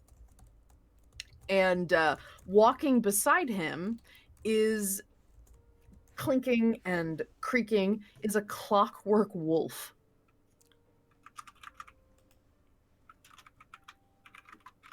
She can't stop throwing hot NPCs at us, Chris. It's not possible. It doesn't matter because the second she gives them voice. Have you no mercy? Like, what is No, wrong with you? no, she has no It's mercy. not There's no Really? mercy. No, let's talk about it. Mercy. Let's stop this game right now and talk about why you do this to us. No, blame Primus. Don't blame me. Primus, thank you so much for your NPC suggestion of Leon Wolfsheart, he, him pronouns. Think Sean Connery with an eye patch, a friend of Pimble who travels around doing bounty hunter stuff with his brother Thorn. Everything he wrote is there. It is not my fault. My God. Anyway, Don't be sorry for this, Amazing. Primus. Don't be sorry for this. No, We Amazing. love you. You're not a terrible person. No, don't be Primus. sorry. We love Fantastic. you. I I am My never gonna angry, be sad bitter about statement. Sean Connery. am my ang- too queer and too poly for this goddamn game. And that's all I have to say. I'm saying. if I'm about to anyone blow up needs my love a, triangle. if anyone needs a a review of my GMing skills, thank you, Tessa. You're welcome. Just apropos of absolutely nothing, if you look into the chat right now, you can find. No, that's not me. Is that not me? That is you. It's hat. Is that? What is the command? It's exhausting. There we go. You can find the link to my start playing account if you want You to should- hire you me sh- to be super gay in your games. Yep. Yep. You should Anyway. absolutely do that. So Fucking hell, Angela. anyway, so Leon, you see this this broad-shouldered elf man. I changed my mind. Older Sean Connery. Oof. Salt and pepper Sean Connery. Highlander Sean Connery. I'm so thirsty. With an eye patch. Sorry. Even with the red outfit too. That stupid bullfighter's outfit. Yeah, thank you. Thank you. For anyone who hasn't seen a movie with young Sean Connery, check the Discord link I just put in chat. Also, Just prepare to be upset. Actually, hold on. I think you might have put a link to. Yeah. You put a link to the post. Here's the link to the attachment. No, it's fine. Yeah. Yeah, Highlander Hunt yeah. for Red October. Sean Connery. We're adjusting it a little bit. So salt and pepper, dark salt and pepper beard and goatee, eye patch on the other side. Elaine's just like, fuck this guy think he is. As both Paru and Oliek go, supposed to be the hot "Boo." one. No kidding. Oh, I see how it is. I lose the eye patch and all of a sudden some other fucker shows No, up and Paru- I whatever. Paru is Oh, you You definitely made your choice. Paru's made your definitely choice. Still for Verlaine, so it's all good. She's Juliet, you made your choice. My choice for depth perception? Fuck off. Look, So we could have had a kitchen Leon. table. You don't even know. That's fine. That's fine. Leon shows up and eyes the whole lot of you like, all right, so these are I just started learning this accent. I'm very pleased. I had to do a whole town of Scottish people the other day. It was time. And Pimble looks to Leon and then looks to all of you and says, "Yeah, these are the folks you're going to be escorting to jail." Oh, well, Great. excellent. All right. That Y'all sounds ready better for, in theory than in actuality. Actually, I you guess they ready? both sound bad. all We've right. dealt with worse. Well, that's a Fair. shame. Valaine's like, wait, we're going lock up? Excuse me? And Pimble goes, yeah, you think they were just gonna let you you wander in? I mean, and Leon's like, all right, I got a paddy wagon out there waiting for you. Sorry. Mm, And Pimple's like, yeah, he'll get you into the hub, and then you, you know, make your way in. Are we going to be, tied up in some way, like handcuffs? No, you'll be fine. I'll just you just sit there all nice and cozy. You're fine. we won't be separated? No. Okay. I'll go in the. It's just a way to get inside. Okay. Next time the door opens, you'll be free to move about. They're Oh, not so going you- to put us in those terrible jumpsuits, right? That's not my color. No, I've got some stuff in there for you. Authority garb. Oh. As I Oh, said, yeah. you'll be free to move about. Oh. Like we're So gonna look be all wearing uniforms? official like. We're the You know, just- wardens. I figured Okay. you'd all enjoy that. Pimble sort of like shrugs smugly. Pinball is my Um, fairy. Question. I like Your this fairy idea. I really do. Fairy god wizard. But So I many don't levels. exactly match up with most races here. Is that gonna be a problem with the whole There's a couple of helmets you could use. Anyone who Okay. feels self-conscious. I'm not self-conscious, I'm just realistic. I'm a giant walking white statue. Well, not That's that true. giant. Are we going to? Is this going to pass? You've seen, I will say this, you have seen members of the authority that are not clockwork. Okay. You have seen, like, Harland at least has definitely seen miscellaneous humanoids as members of the authority. Okay, cool. I mean, I guess, Oliette, do you still have that makeup from your uncle's house? Do you think you could make me look less? Do I still have that makeup? Beza, come on. I literally am right. going to whip a whole ass palette out of my bag right this very second. Oh my god. I'm just Okay. thinking that if I'm looking a little less pasty, a little less white, and have a helmet on and all the clothes, that maybe no one would notice. We don't tone shame in this house. We can find a way to make you look a little more organic, I guess. That's the word I'm looking for, organic. Because, Yeah. stone. Yeah, for sure. We can do that. Can we do that on the way there? I'm pretty sure I can handle that. Might be a little rough. Makeup on someone else in the car? I don't know. You'll have to find out. You're more than welcome to try. You might have slight. It sounds like It's the like- train's moving, so we might not have much of a choice, so to speak. Well, I mean, if we have like 10 minutes, I can do it now. Yeah. Okay. I'm gonna Pimble doll looks at his Beza wrist, up. there's nothing on it. right. I So I'm actually gonna have try a- to. I'm gonna use a lot of words that Chris, don't know jack shit about, but I'm gonna use these words. I'm gonna use contouring and stuff, and a Contouring and and maybe a bronzer or something, and some other things. And I'm gonna try my best to make Beza look, maybe like, given her height, very pale child. Well, I mean, she's the Beza same is height as fashioned me. after. Olia goes, and? Yes. Yes. Beza is sculpted to look like a gnomish adult. Okay, then yeah, so perfect. you could probably just be like, she's a gnome, whatever.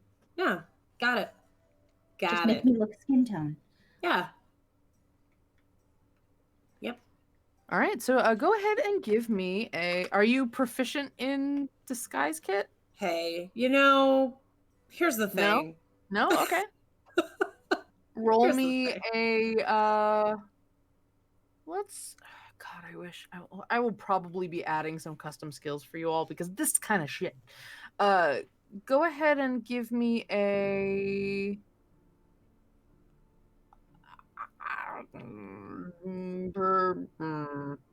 Sleight of hand? No, I'd say it's more akin to costume, like makeup. So give me a performance. Performance? Oh, Check. Yes, God. give me a performance check. Ooh, 19. I am an expert in performance. It is definitely helpful that Beza is already sculpted to look like an adult. You're just trying to add a little color.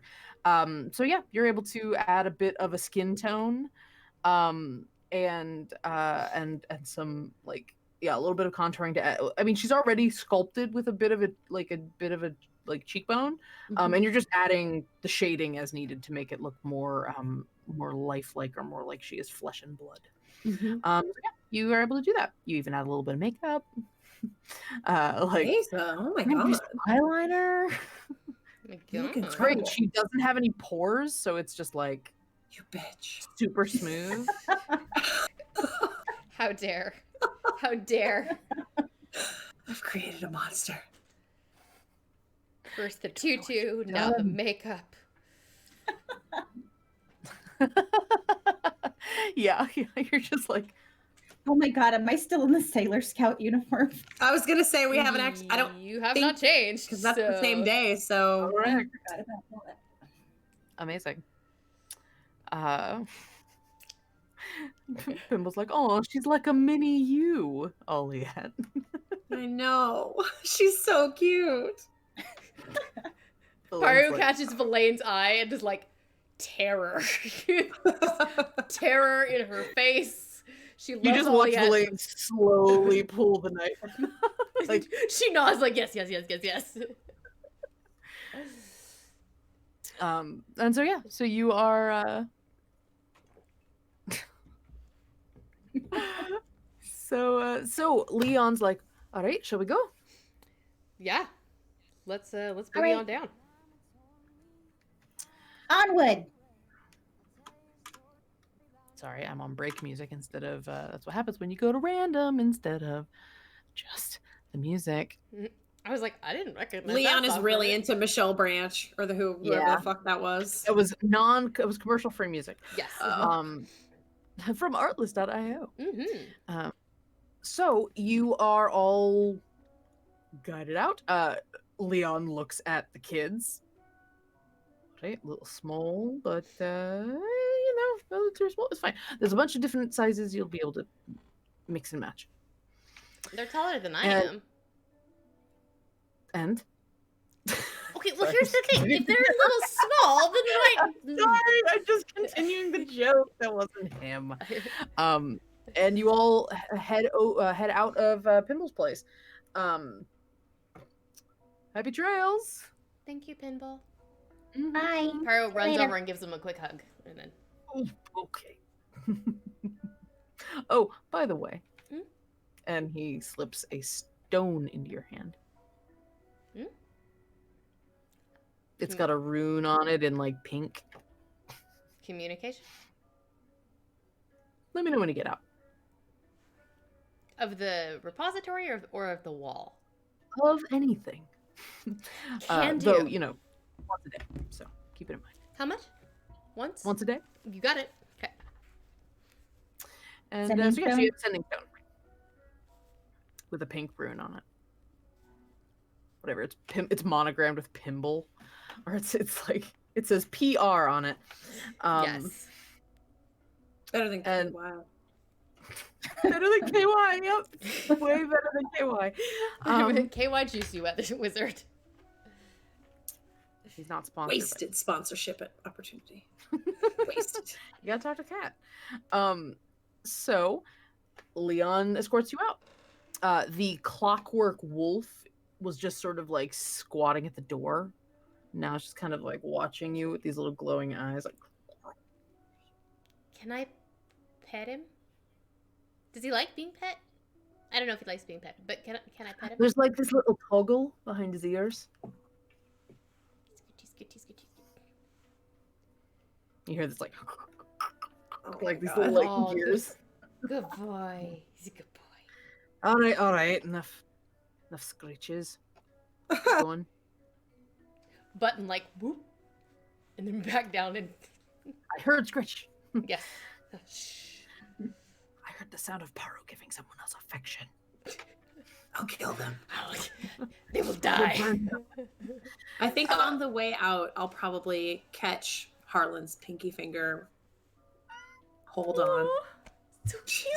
As we walk out. On the good ship, Brussels sprout. Yep. I love it. The good Oliette. Brussels sprout. Actually, not So Oliette. You all hear in your head Valaine's voice. You guys are gross. I ignore it Well, pointedly. you don't react to it, but you do hear it. Sure. And Harlan gives your hand a little squeeze. Valaine kind of like cuts you both in line as Like, he says nope. that. What an asshole. I love it. And heads. You guys head to the paddy wagon. and Leon, the truck is very close, backed up to the door. You're in kind of a quiet corner of town. There's not a lot of people around, and he sort of nods to have you haul up into the truck. You all hop in.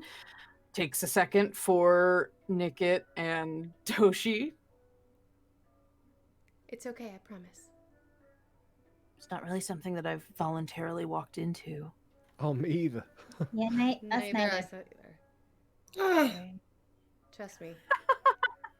Oh, I want to hear that story. We've been worse places, and she'll offer a handout to help them up. Okay.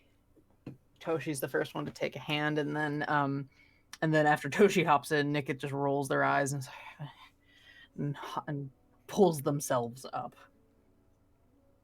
And you all get in. And when you see, there's actually a number of small crates in the back of the truck. It's very police wagon. There's a bench on either side that go all the way across. There's like almost rings on the walls where you might be like, if you were dealing with like actually restraining somebody, they would be probably shackled up to that.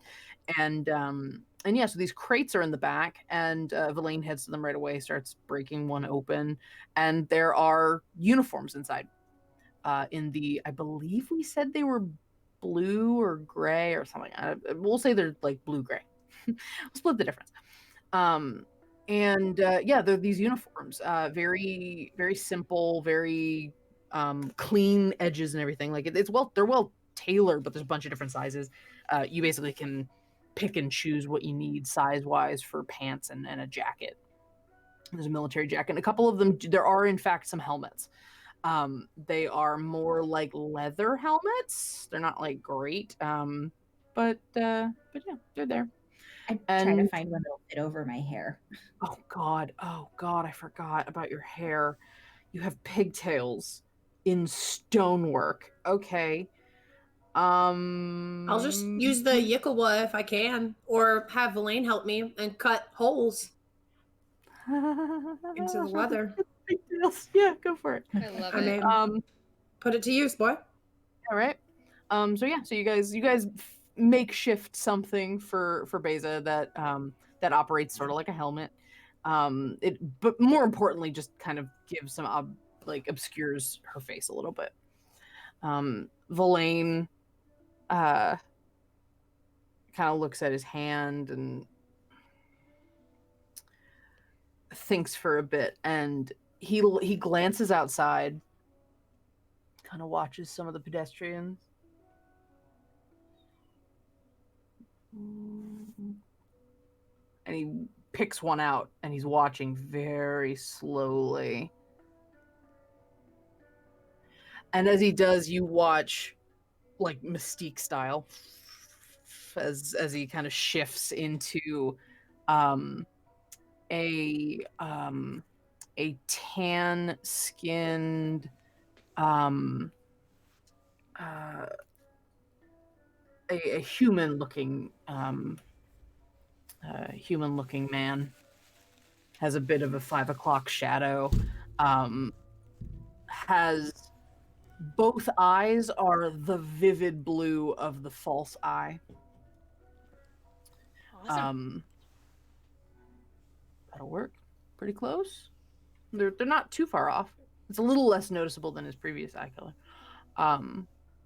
Had to make a couple of editorial choices. It looks good. Still sounds like Verlaine. Not that he knew what this person sounded like. And then Verlaine proceeds to put on a uniform too. The tabaxis are kind of scrawny. Roll up some sleeves. You and Beza and Paru, you find smaller. Harlan, you find almost. Oh, he's short right now. Oh, yes, Harlan, you are now 5'2". It was 9 inches, so I 5'6". was 5'6". Oh, You're only So- a couple inches taller than Beza. 4'9". 4'9". Oh boy. Wow. This is gonna get bad. Mm-hmm. Yeah, you were like, all right, so I need like this size. You go for the one that you need, and then you realize, I think I'm going to do what he did, and I'm just gonna.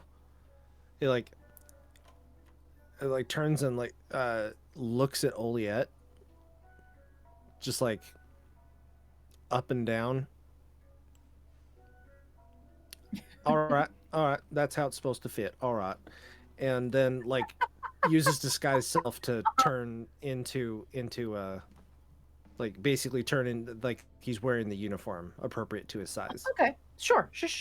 So you're like easing the you're tailoring it with I had to illusion see magic how it draped and fell, right? I had to on see a if it was- completely different body form, but sure. Can you blame me? I mean, I was just gonna say, like, if we're watching something awaken in Harlan, I'm here for it. Like, you do you. Clothing is genderless. You do you, baby. Yeah, go for it. So you all get into the uniforms as the truck starts pulling away and the doors are closed and you're just kind of all. It's a combination of like, it's again trying to get dressed in a moving vehicle. It's not like super comfortable, and you all kind of hunker down as you're driving through different streets of the chronogram. It takes actually while you're driving, while Leon is driving, you can there is a window to look in the back, and you see Thorn just kind of watching you from. Paru's laughing as she's like you see these chucking glowing off.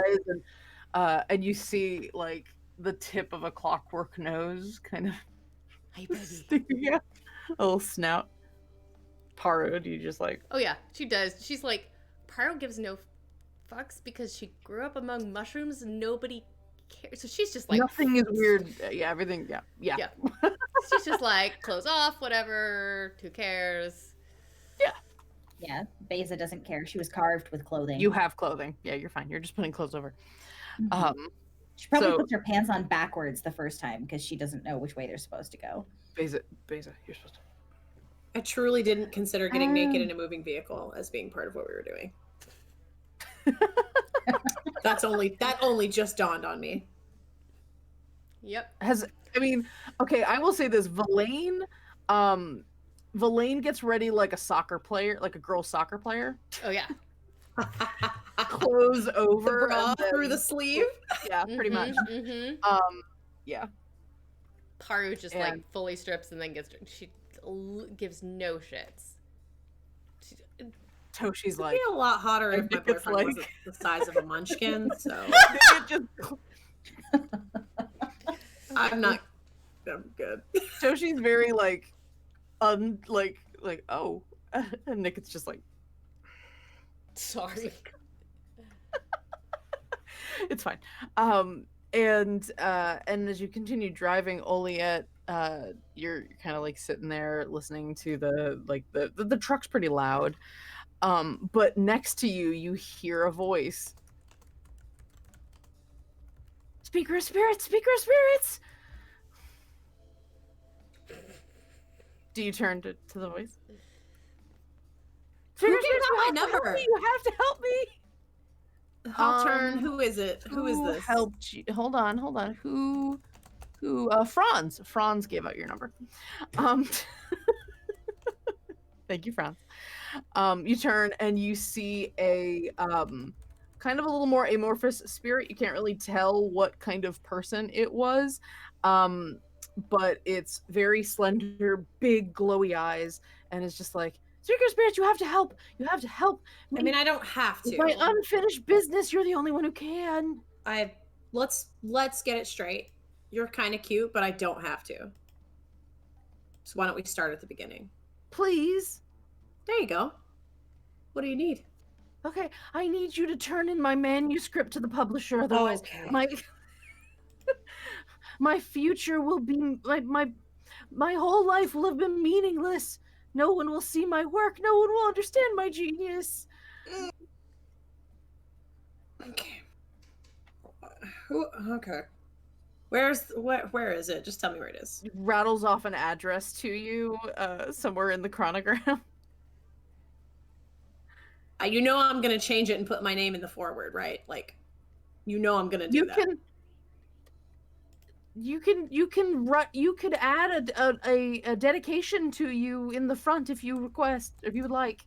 Oh, you have no idea. Okay, got it. What is your name, Speaker of Spirits?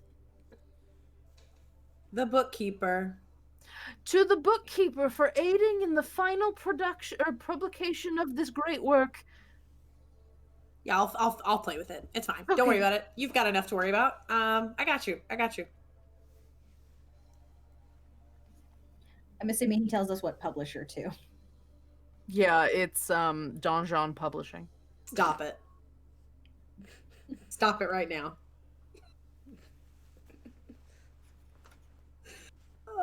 Okay, bye. Okay, so with a slightly shorter Harland and another commission for Oliet, which, you know, you're not really getting paid for these. So. That's what they think. That is what they think. You're like, before I turn in the book, I need to take a look at the contract. Just make a couple of addendums. I'm their agent. So you have the address. What's great is you're leaving town. Whatever. Oh, yeah, I'll totally I got help it. you. Yeah, sure, I'll go help you out. I mean, it makes all of these conversations go way faster if you just say yes and then leave. Okay, so anyway, you go to, what is this? Oh, this is that's why this is the tavern playlist. I need the tents playlist because you're about to do a heist. It's like a thing you're doing. So, this is weirdly calm. There we go. Anyway, you all feel the car eventually after probably about 15 minutes of driving. You hear as you sort of like lurch towards the car a little bit, or towards the driver, and there's a lot of mechanical noises outside. The door gets slid, that window gets slid closed, so you know it's probably just so that you're not visible. And there's a bit of talking. You hear Leon, right? Just bringing some of the newbies back for debriefing. They've been patrolling, and you hear, very well, move on. Thank you. And drive forward. Hey, Villain. What? Can you stow these? And she hands him her old clothes. I don't have any clothes. Thank you. Give me a bag of holding. I turn into a fucking closet. Any clothes go. All right, so Villain. In Villain's hand of holding, we have Paru's clothes. Paru's clothing. Paru's clothes and a roll of duct tape. Damn. I am very happy by this turn of events. Kinky. Anyway. Delightful. So, Kyle, I just noticed you've been I looking- just noticed it at the same time. I was like, fuck it, god damn it. I looked over at the stream and I was like, I didn't have Kyle that low. Oh my god! I realized what we were doing. for the sake of like just how possible, like how low can a Kyle go? I'm gonna say this is the same scene. As you exit the truck. I was just And waiting to there's see how long it would There's take people just to a hat notice. next to him. So the whole thing seen on screen is just his hat. Okay. Anyway, sorry. Continuing to move on. Eventually the truck comes to a stop and Leon opens the back and he's like, "All right, let's go. Come on." And Yes, sir. oh, I like her. And Can I get a hand? oh, you need a boost? I never Come never had on, to little work with one. so little before. There's a handle on the side of the truck, but I mean, Leon will help.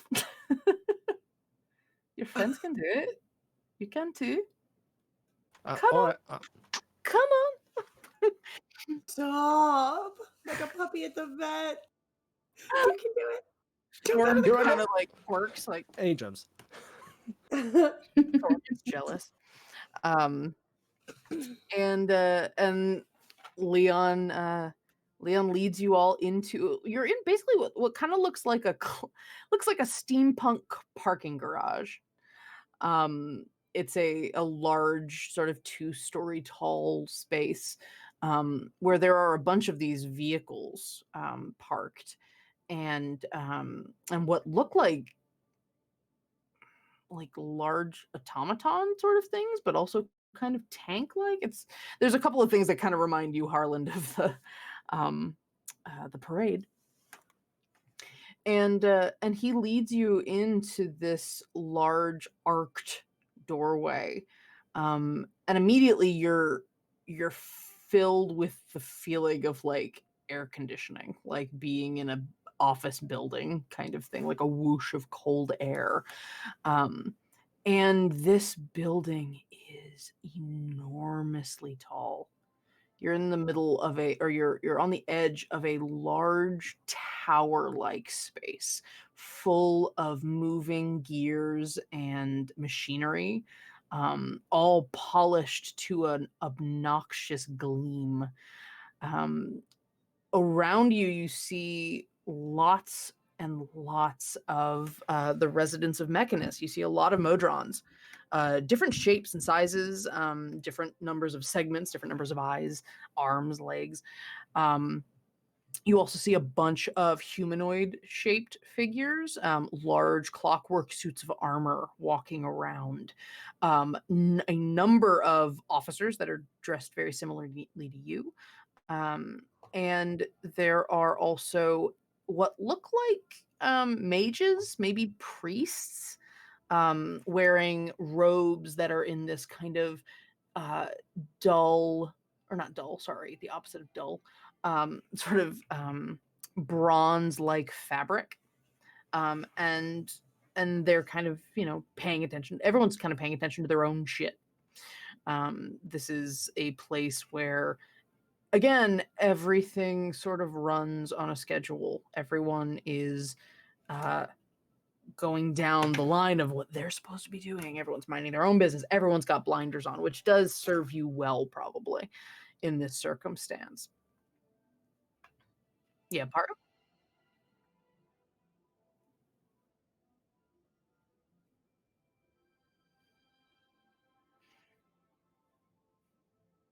I'll get you where you need to go. You're looking for a repository station that is well, I haven't really been there much, but I know where it is.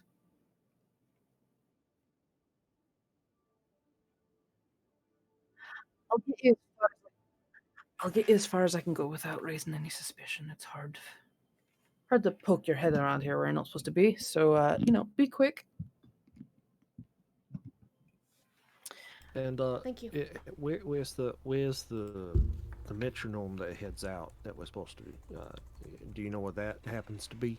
The direction that we need to go for that? Down. All right, that seems to make sense. A little further down than where we'll be. It's hard for me to talk with this accent. Okay. W's are hard. I mean, if nope, nope. Sorry, couldn't commit to it. Thorn will be able to follow you around a little bit more than I will. Doesn't ping anyone's radar, so to speak. And Is that because he's a robot? Construct, not so much a robot. Oh, right. Sorry, I forgot the word for it. Yeah. Not from Mechanist, but made by. He's a good boy. Does what he's told. Yeah, he is. You hear? He seems like Oh no. he seems like a good boy. All right, let's go. And all right, you bunch of freeloaders, let's go. You got things to do. I've got things to do, and it has nothing to do with you. Let's go. And Leon basically just treads forward, expecting you all to follow. Oh my god. Yes, sir. And she follows. She's used to following orders. Yeah, I was gonna say Baze is really well suited to this. Like she can blend in. And you head forward through this giant room. It's like being inside a skyscraper. You look up and it's just platforms of gears. It feels like you're in a clock tower almost. And I mean, honestly, there's a clock tower in the middle of the chronogram, so it's very possible that's what you're inside right now. And as you're walking through, occasionally Leon kind of pauses. All right, none of the trip people, hold on, as someone walks past. Leads you forward again. Is this where those loud noises were coming from? Because I got big ears, and that's gonna hurt. The sirens? Are you talking about the like Wait. alarms? Like that wake up noise that you hear. You mean the clock tower? Yes, that is where this comes from. Well, shoot, we gotta get out of here before daybreak. Hey, Flame, That's the intention. What? what do you think would happen? We have a book. But, oh, go ahead. Oh, okay. Well, this could be in his head. Sorry. No, it's up to you. It's up to you. Hey, Blaine. You all hear this. How well do you think that alarm would go off tomorrow to wake everybody up with some of that duct tape on it? Don't tempt me, Baru. We don't have time. Does the not entire building dangle count as the object? That in front of me. We have things to do. No. I really like this idea, though. Spoil sport. But it's my duct tape. Let's do what we're trying to do first and then consider it after. I'll pitch it to Pinball sometime. Done. And Leon leads you into a hallway. As you go into the hallway, oh, it's very reminiscent of the Reacclimation Center. Concrete. It's not a great vibe. Signs are also in that kind of pseudo math language. Leon glancing over at each of them. Eventually, you pass someone with a with what looks like a kind of a heavy duty version of a library cart. And Elaine kind of watches them pass. Keeps going forward, and Leon turns around a corner, and you pass a large set of double doors. Double doors have large windows in them, and as you glance through, looks like an archive, a very dense, half-organized archive, currently in the middle of being organized. There's a modron inside, a duodron, like two boxes on top of each other with a pair of eyes and four arms, just kind of looking through everything and pulling things out. Just has its back to the door. Leon waves you to follow him as you head around that door. Like go around and don't go inside. All right, here you go. This is the way in the back. Just avoid the duodron. Thank you. Be as quiet as mice. You should be good. Guys, get close. And I'm gonna cast Pass Without a Trace on all of us going in. You all watch as Paru casts, and this almost fog-like shadow starts like lifting from the ground like a mist, and just starts almost like licking up your legs a little bit and just kind of rolling underneath. And as you walk around, Oliette, do you wear heels? The boots have short heels on them. Do they make any noise when you walk? Of course they do. They don't right now. You kind of walk around a little bit and you hear there's like just a very tiny muted as you walk. It's very, very quiet. The rest of you hear anyone who has anything jingle jangly, the smoke fog like effect kind of seeps up wherever you have jingle jangle, and it mutes the sound a little bit. Leon, before you leave, just in case, is there any kind of salute or something that recruits get taught in case we do get caught? Just start talking about the great the great clockwork nirvana of Mechanus. Start, doing your times tables. What's a times table? Kind of smirks a little.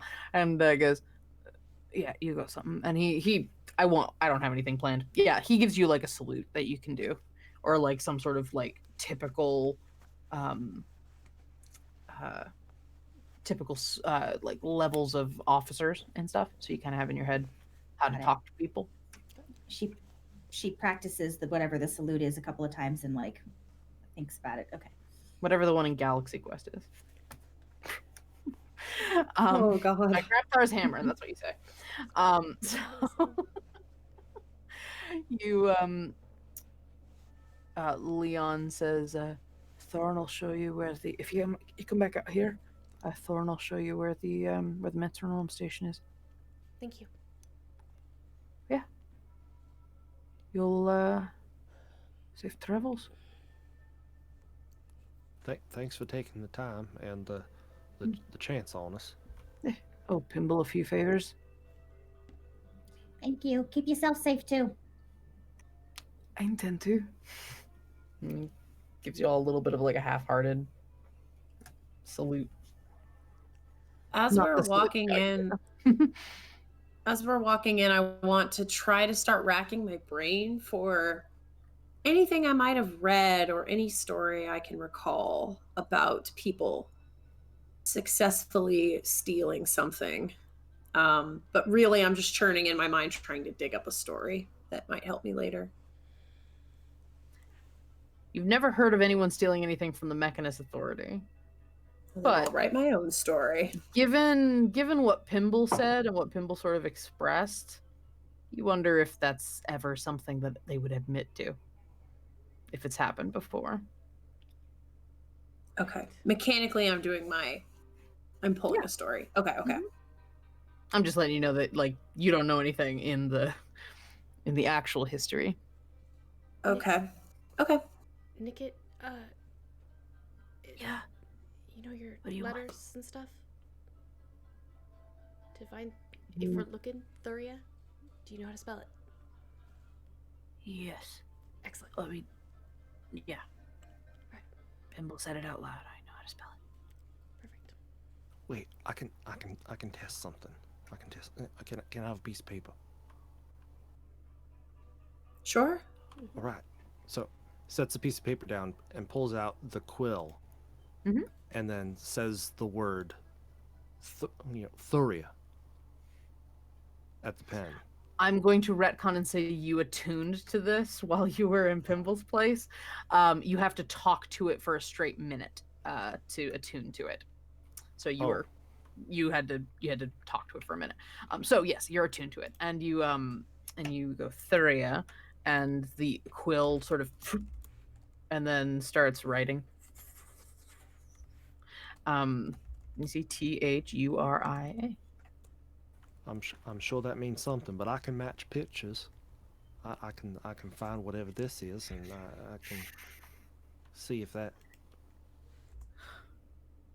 Okay, but we talked about this. You can't look at the whole thing. Like, just take one letter at a time, and then you just put them together. Right. Good night, Promise. Thank you for the NPC. Yes, thank you. Yes, thank you.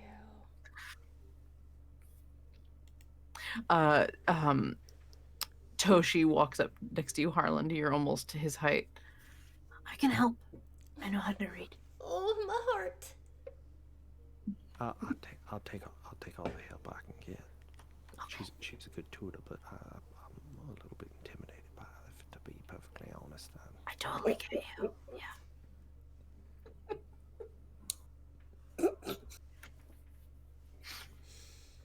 And you walk into. There's a doorway leading into the archive or the repository, and Villain kind of eyes it, tests the door. Actually, he puts some duct tape over the hinges.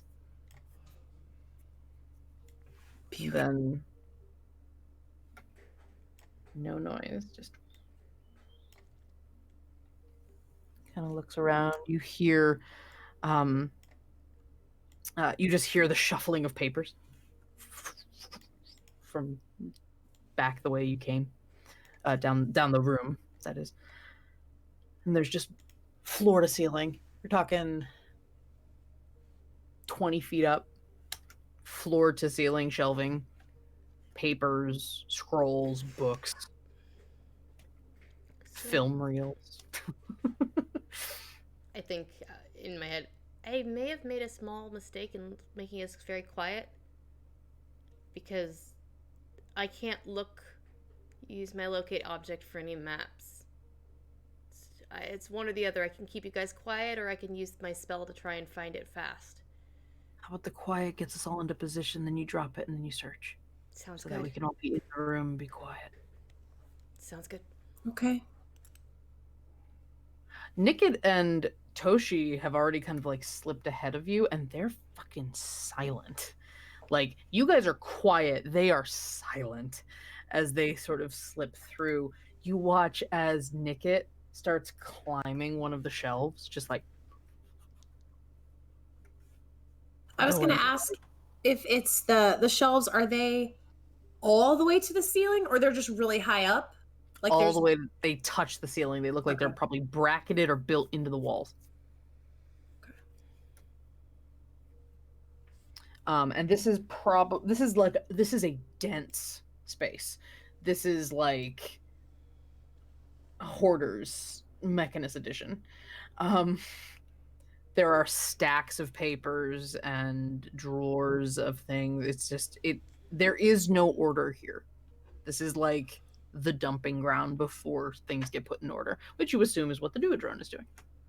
All by himself. Forever. I hate to say it, and it seems awfully strange that in a place such as this, that it'd be my particular expertise, but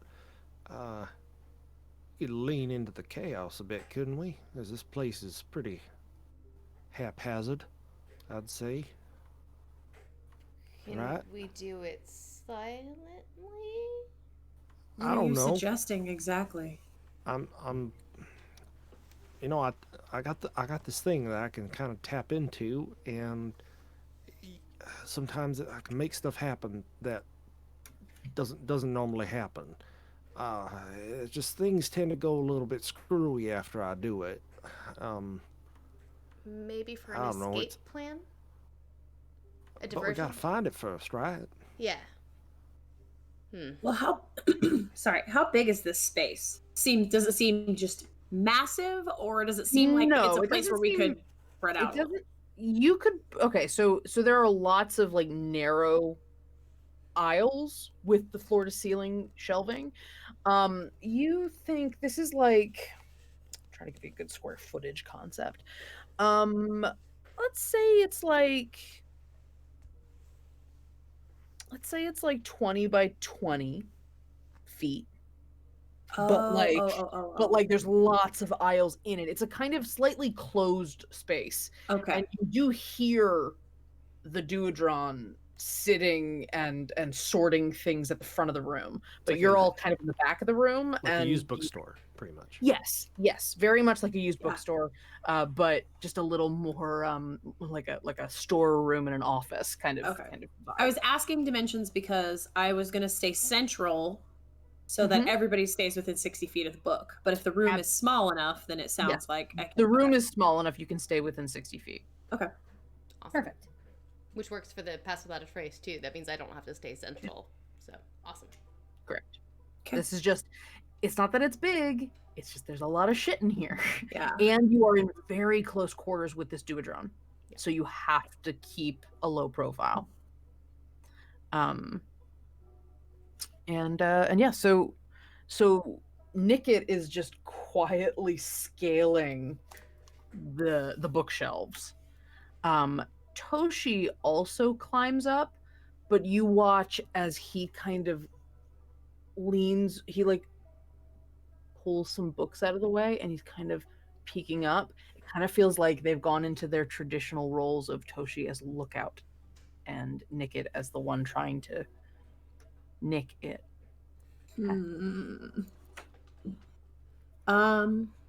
I think I'm going to I don't want to get like all up on this Duodron, but I want to get close. So I probably will take to the air and just tuck in between two bookshelves that are within like 15 feet of it. Okay. What do you do? I'm just posting up and waiting for Paru to give the word that she's dropped the Pass Without a Trace and is looking for the book. I'm trying to stay ready. If the Modron hears something, I want to be ready do to something about it. Yeah, I got you. Yeah. All right, so I'll wait for everybody to get into position, and I'll think, Harlan, the idea of leaning into chaos is a good one. I think we should do that once we maybe can all start, once we're in position. Maybe could you make something happen like outside of the room that he'd have to leave? What are you thinking? I think I can. Yeah, I can make something happen outside the room. It'd be fine. Okay, let's But get no, into... I was just thinking about trying to, like, I don't know, knock the book off the shelf. Feline's like, we could just do that with a hand. If you can find it.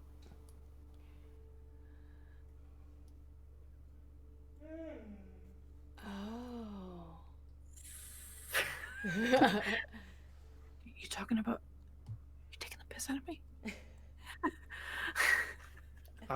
I've never done such a thing in my life. Oh, never. I think he means if you can find the book. Oh. Yeah, that He slowly puts the knife back in.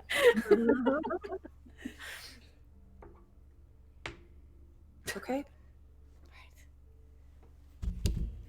Nickit, get out of here. Okay, Button, we have a mission. We have a mission, Button. I need you to help me find this book. Can you do that for me? Can you help me find it? All right, ready? I don't think Button wants to be a part of this. No, he's gonna go look right now. Oh, great. Okay. Yeah. I'm sending them on the hunt. Here's the problem is I think my brain decided that the cat's name was Button, and I keep forgetting you have a pet in the game. And I'm like, Tessa, this is a real long walk to play with your cat on stream. And then I'm like, oh, you're actually talking to Button, the fire weasel. I forgot he existed. Yeah, It's I'm fine. actually talking to my pet on the It happens. It's fine. So God damn it. It was just convenient because I can't keep her off my desk. Just it won't No, I got happen. So I'm just like, fine, you are now part of this. Goodbye. So, so Button kind of scurries away. All right. So, who all is actually searching for? Okay, Beza, Harland, Paru, Olia. Are you just like kind of standing guard in case something happens, or are you looking as you're standing where you are? No, I'm honestly posted up, waiting for this duodron to hear us. Essentially, like I would love it if we got out of the scot-free, but I don't think it's gonna happen. So I am at the ready. Okay. I'll even cast guidance on myself as I'm waiting. Sure. Yeah, you're just like trying to focus. And as soon as everyone's in position, I'll drop the Pass Without a Trace and cast Locate Object while thinking about a map of Thuria. Okay. And hope Olia, that works. you're watching the duodrone. Just read something. There's just like shelving. And you hear a voice next to you. Speaker of spirits, speaker of spirits. Oh god. I need your help. Is this audible to everyone or in my head? It's whisper. It's library whisper. It understands the concept of being quiet in the library. Okay. Let me tell you, Unchained Melody, hell of a roll. Wild. Also, Harland, as you're going through, you are now you're now 4 feet tall. Wow. It's great. Wow. Okay. You see He will climb you like a tree. Don't Are worry. you gonna work? Are you gonna just do the rest of the stream from the ground? No. I had to. My back was hurting way too much. Your knees are gonna hurt, man. I've got soft, cushy carpet. It's okay. Okay. I promise we're not streaming for that much longer. So yeah, Speaker of spirits. Speaker of spirits. Go over there. Go over there. Wait right now. Give me an intimidation check. God.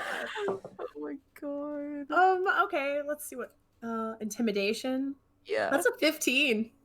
This ghost does not have much of a spine, so sure. Anyway. Wow. So you see a good one.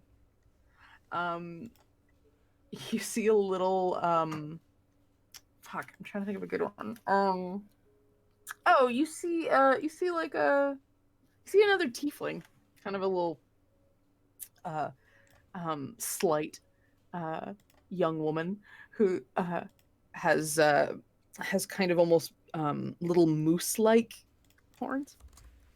And as you like go over there and I will come and get you. Okay. Just floating over us.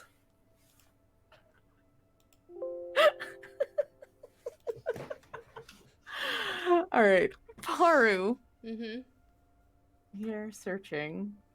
Mm-hmm. Locate object.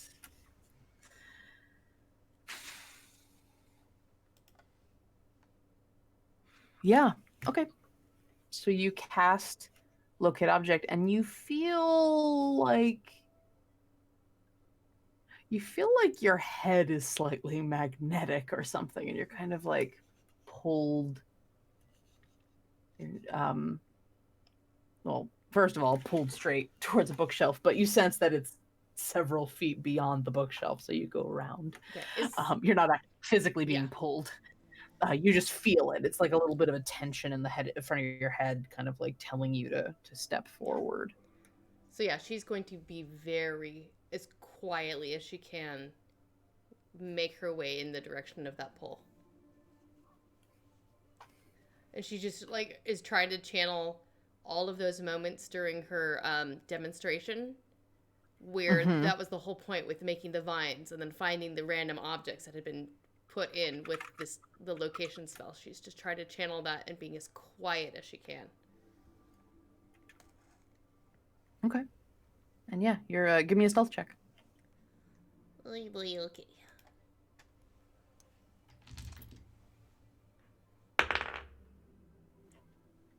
17?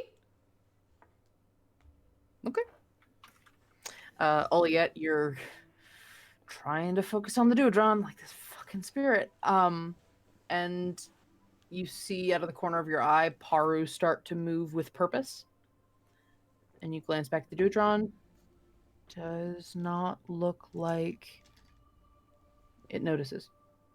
Just whoop, whoop, whoop, whoop, just like pulling with all four of its arms. The fact that Paru doesn't wear shoes is probably helpful at this point. That is probably helpful. It is. Oh, it's like linoleum. It's cold. unpleasant I to don't walk like around. it. Yeah. Yeah. Let's see.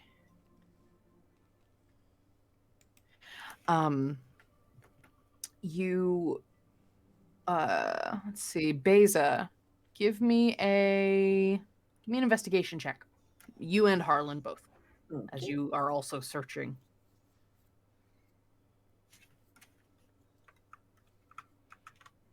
Well, I have no bonus to it, but I rolled a 19. Nice. Got a 6. Oh, poor Harlan. Harlan, you're really trying to match the shapes you have written down. And you're like, that one Just like, okay, that's not in the right order. That one is in the front of this word.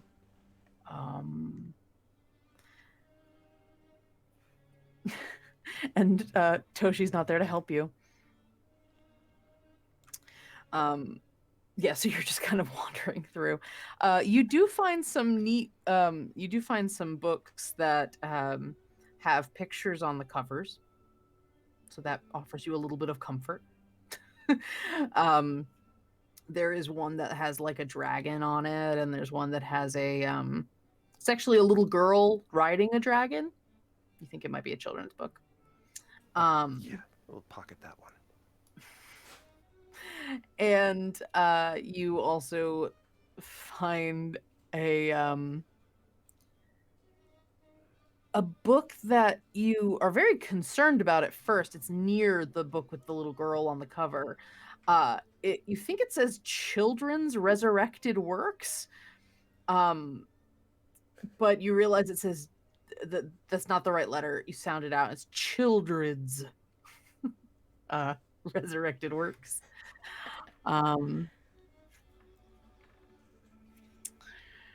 yeah, there's just a bunch of if you want to roll me do you want to take anything else off the shelf? I mean, he's still a real hard time reading. So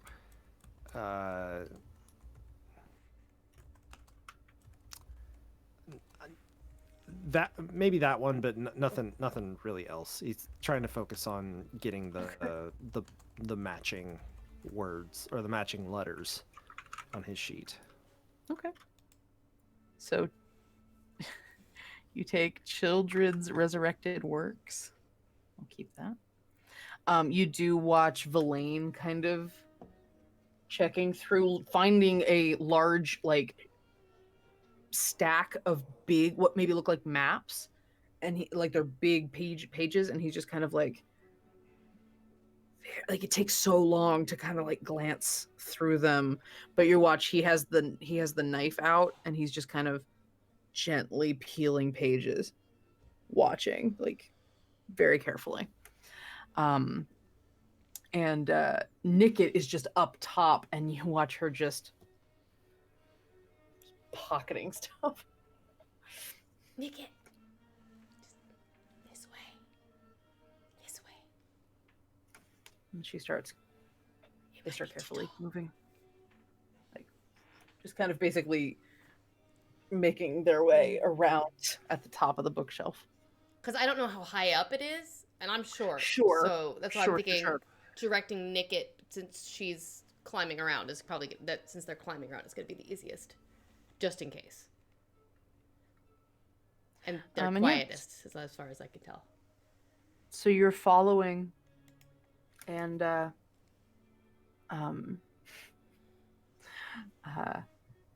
and you feel that pull again as you turn the corner, and it's a little higher up than you.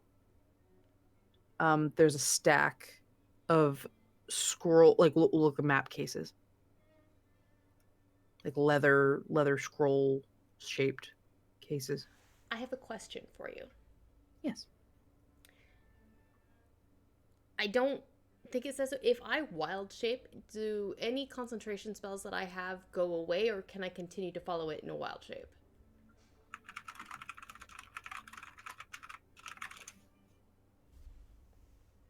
I'm fairly certain you don't drop your spells, but you can't cast any new ones until you reach a certain level. Right, in wild that's shape. what I was thinking. I was thinking I could maintain it, but I wasn't sure because I'm pretty sure you do.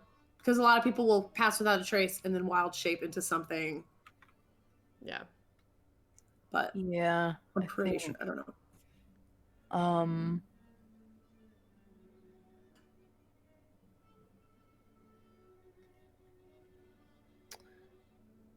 Yeah. I'm gonna agree. Okay. Using wild shape does not break your concentration. Excellent. I'm going to wild shape into something that can climb silently, like a mouse or something, and can. Yeah, sure. Because I'll be small and unnoticeable, hopefully. You can also turn into like a little lizard. Would Even have better. more like Yeah. gecko or something that would crawl up I'm and going to wouldn't turn make much into a button. Oh, fire weasel. Yep. Since you said he's kind of wizard-like, and he climbs all over shit all the time. Yeah. So she's So yeah, so you turn into a button. and Button she sees and she follows And, it directly to it. That pole. So yeah, you climb up to that shelf, and there is you feel that draw very distinctly to a couple of the map scrolls. Got it. I have Rather, my the hand- one that was closest to you, when you kind of like scoot around near another one, it kind of pulls you that way. So it's like whichever one you're closest to. I need somebody. I need somebody big with hands, preferably. Valane. I can get there right away. Yeah, go ahead. I can. Oh, wait, no, I'm not. I can't right now. Valane. I'll be right there for a sec. And Valane walks quietly.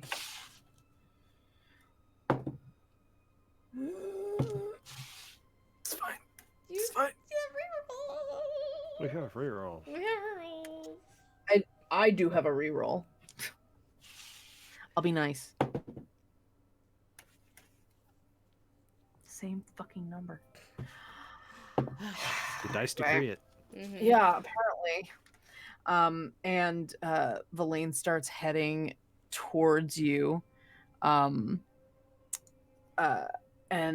sees the lizard, sees Button. Are you Button? Okay, that's really weird. Okay, fine. Just knock it down. And he has his hand up, his artificial hand. I'm gonna try and knock it quietly with my body. Give me a sleight of hand check, just to see if With- you knock any of the other ones down. Okay. As you're trying to knock one down, like you're playing opposite Jenga. You're trying to Play opposite Jenga. All you're not right. trying to pull. You're trying to push something out. Oh, 11. 11. That's not that bad. And you get 2, and you feel the pull follow the maps. You think you might have knocked both of the ones that were pinging, And Verlaine's like, and reaches out and catches one of them and catches the other one with his hand, and it disappears.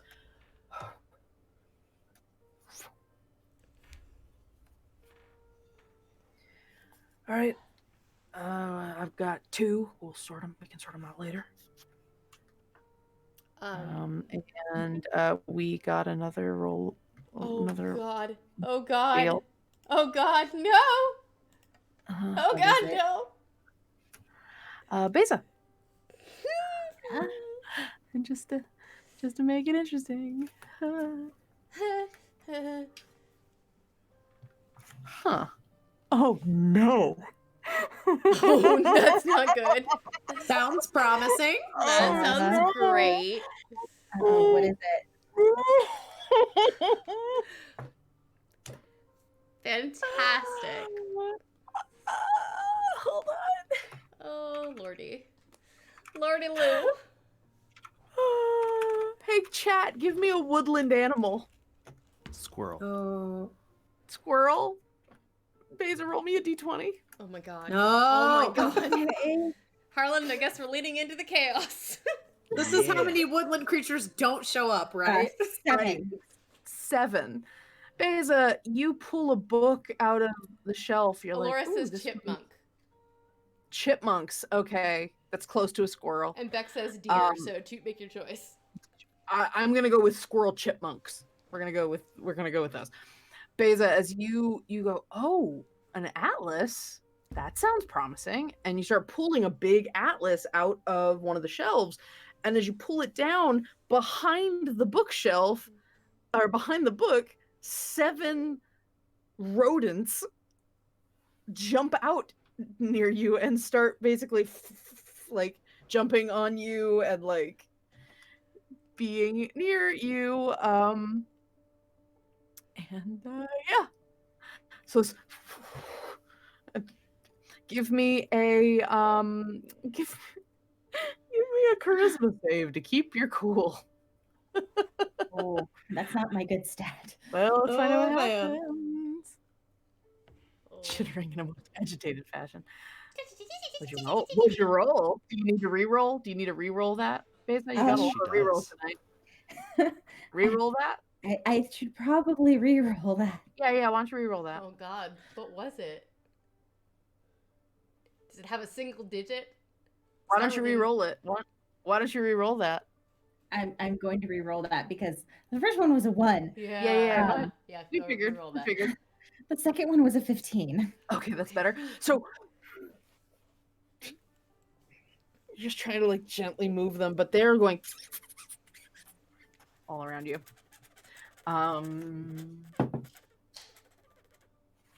Oh yeah, you see the Duodrone.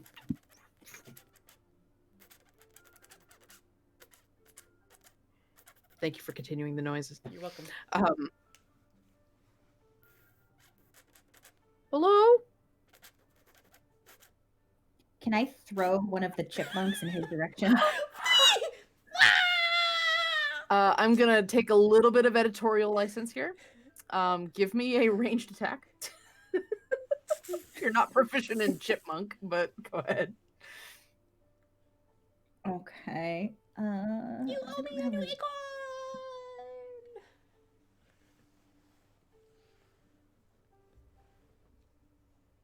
I guess that would be at like an 11. I'm not trying to hit him with it necessarily. I'm just trying to like I just wanted to throw it see in his general vicinity to make it fine. be like, Yeah, oh, there's general animals. direction. Just for the sake of flavor, because I think it's funny. You're like have it in your hand, and Toshi sees you, and he goes, "There's a hole," and you're like, you chuck it through the hole, and you just hear, boom. and the dude just like, oh my god! Okay, I'm gonna throw the rest of them. Yeah. Just like Okay. she just keeps tossing them in that general direction. Again, Toshi's necessarily kind of trying like to hit him. balancing on his feet, and occasionally he like catches one to make sure he chucks it through the hole. And you just watch as all of these chipmunks and squirrels are like and the Duodrone is freaking out. Okay, let's get out. like, Let's get out. Let's get out. Let's go. running around. Okay. Nick, it's just like, and Dylan's like, Nick just starts tossing the books from their coat at Valeni's like, That's not what he meant. and, Paru jumps and off the shelf loaded as up- Button and relands as Paru. he catches a book that was going to hit you in the face. and just like basically grabs your shirt like, we're going. I do want to hang out until I see everybody get out. So I'm going to try and I'm going to be the last one to leave. Okay. I drop the locate object and throw Pass Without a Trace back up as my last big level spell, just to give us a little bit more stealth when we're leaving. Oh my What's god, the range Harlan! on that? Within Oh my god. 30 feet of me. Okay. So yeah, you're fine. Yeah. God damn it. Harlan, your Toshi climbs down, looks down at you like, and just keeps going. Like, okay, that's weird, but everything's weird. This hallway getting longer. Stop. I cannot. Oh my god, he's turning into you're just getting shorter, you're not getting younger. Can't even, His vocal cords are smaller too, yo. But yeah, that's true. can't even see the tip of your hat on screen, Kyle. It's okay. You can abandon the bit. Yeah, you can come No, sit you down. can't. No, you cannot. All right, that's my cue to figure out how to wrap the session. So And we all make it out and on our way to the ball. The end. if somebody wants to spend $50, no, I'm just kidding. No, Please no, don't. please I'm don't gonna do wrap that. the session. So you all start making your way out. I'm gonna just say the Pass Without a Trace. Like, this guy is very much not paying attention to any of you now. And with the Pass Without Trace, you don't have to roll for that. You're definitely hiding everybody as they leave. And Villain like just grabs an extra book on his way out. And you all sort of head out. You see Thorn sort of sitting. Good boy. Good boy. Okay, take us down to the metronome station. The exit tunnels. He gets up, but first, big stretch. Oh, stretch. You hear lots of gears moving. And he like kind of moves. It almost feels like he has to like lock his shoulders back into place so that he can move forward at a more. Oh, my puppy. I love him. And starts stalking forward. And you all, none of you have books on you, so you're able to move forward, and you all start heading down the hallway. Oliette, they've all left. So you can, what are you going to do? He's still freaking out with the squirrel. It doesn't seem like he's noticed you at all. Okay. I'm not going to like linger too terribly long because I know we need to get out of here. But on my way out, if I spot anything that looks exceedingly rare or old, I want to grab it. Give me a perception check. That's a nat 20. I shit you Fuck not. Yes. Oh my Um, god. So 20. All right. My Yeah. perception's not that strong. No, that's fucking A. All right. Yeah, you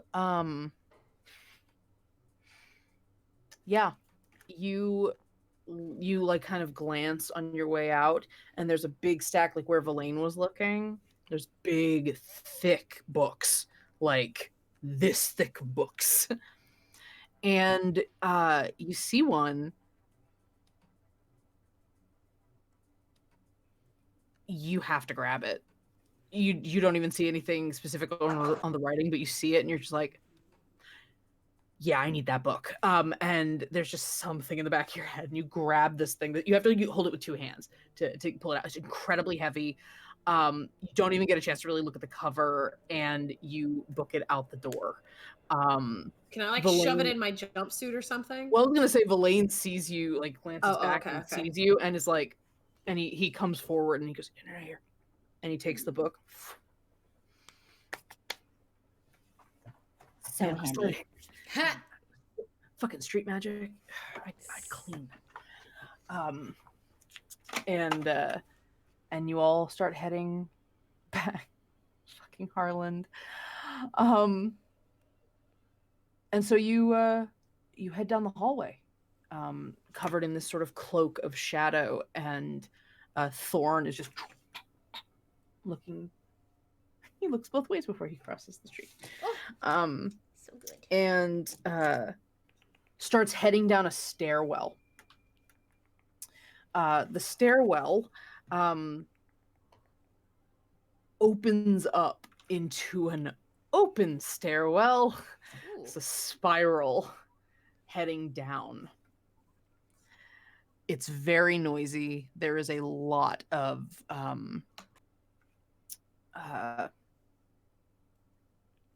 just ambient sound. There's a lot of like mechanical noises you see around you. It's basically like you're looking down some sort of like infernal clock tower sort of thing. And you let me grab this. There you are. I was looking for you.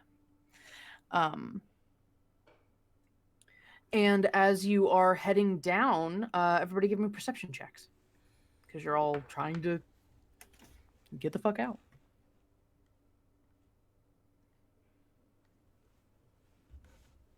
15. 14. 24. 24? I have a +6 to my perception. Yeah, I got you. Let me see how the kids do. Yeah. So yeah, Paru, there's a lot of noise in here, and you all are kind of looking around, making sure you're not being followed and that there's no one behind you. You see a light flicker above you, and you kind of glance up and you look, and it flickers again. It's not flickering, it's blinking. They know we're in here. We gotta go.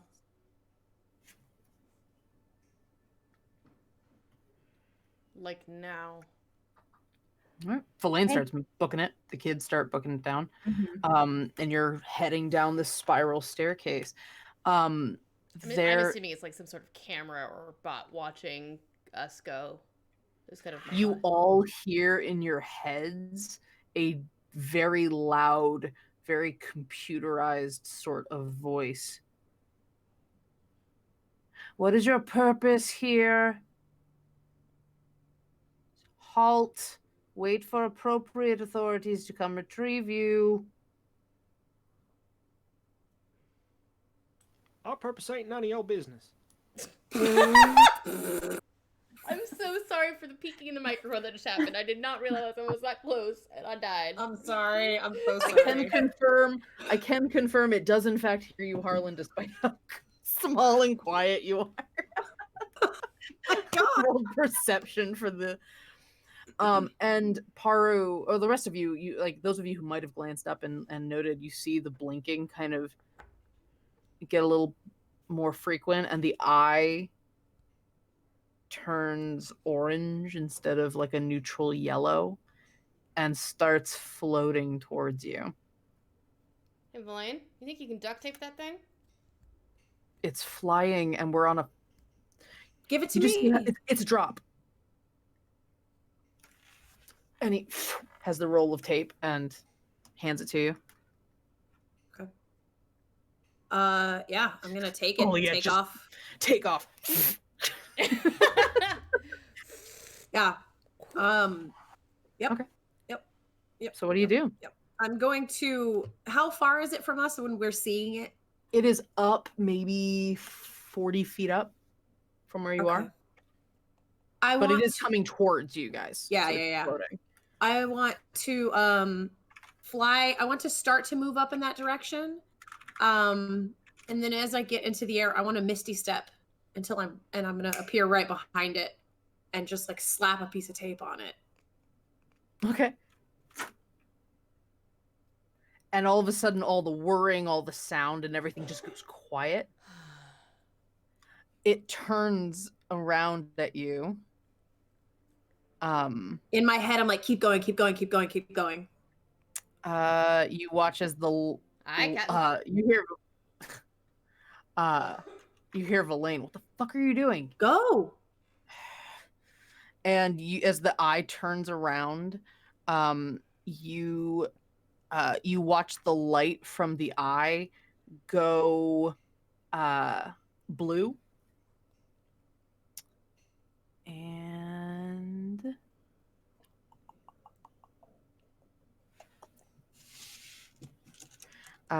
it shoots two eye beams at you. That's fair. You know, that's fair. It's fair. It's fair.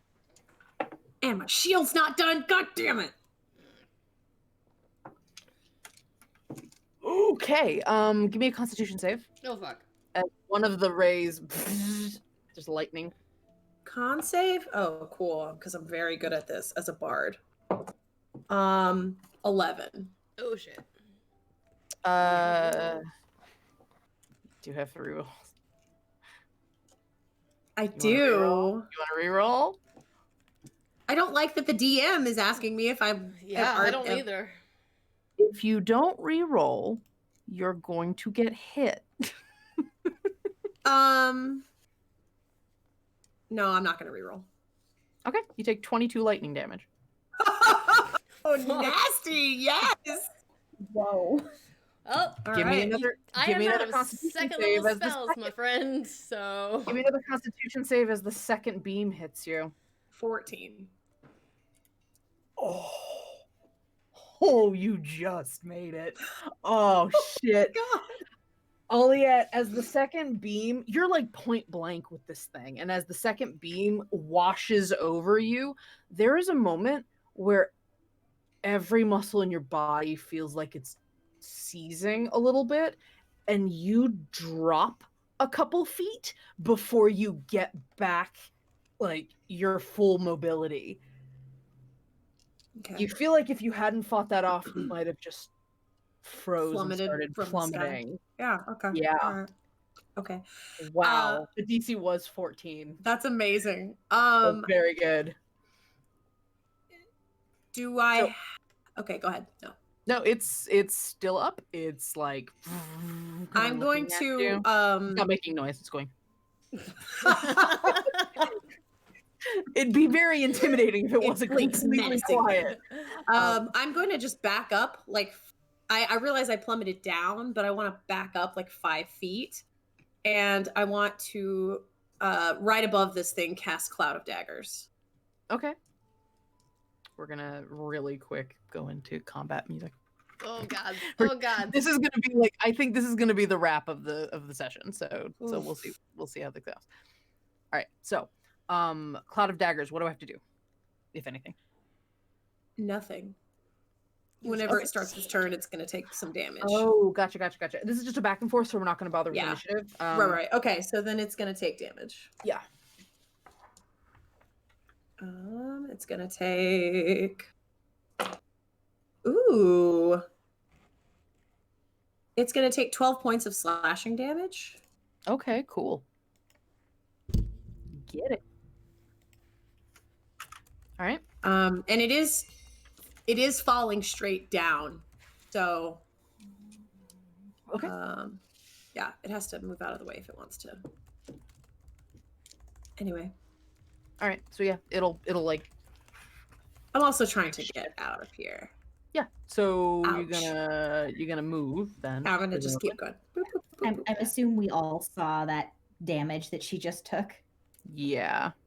Okay, Faze is gonna pull out her bow and take a couple of take running shots at it. Yeah. Well, carefully descending the stairs shots, but sure. Mhm. You lived in a tower for how long? You know how to shoot from a tower. Go ahead. From stairs.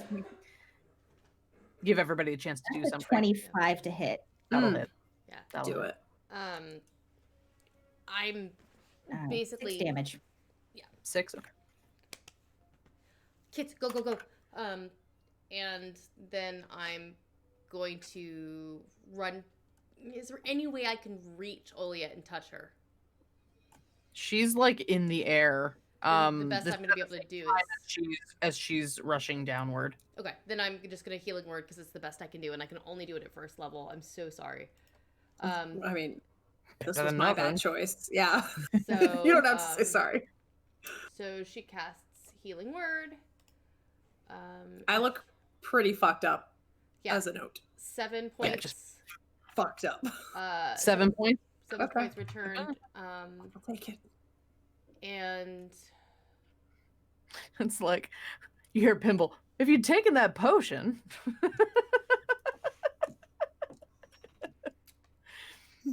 and I'm going to cast Chill Touch at the sphere because it's a cantrip. So Awesome. I can do Go that. for it.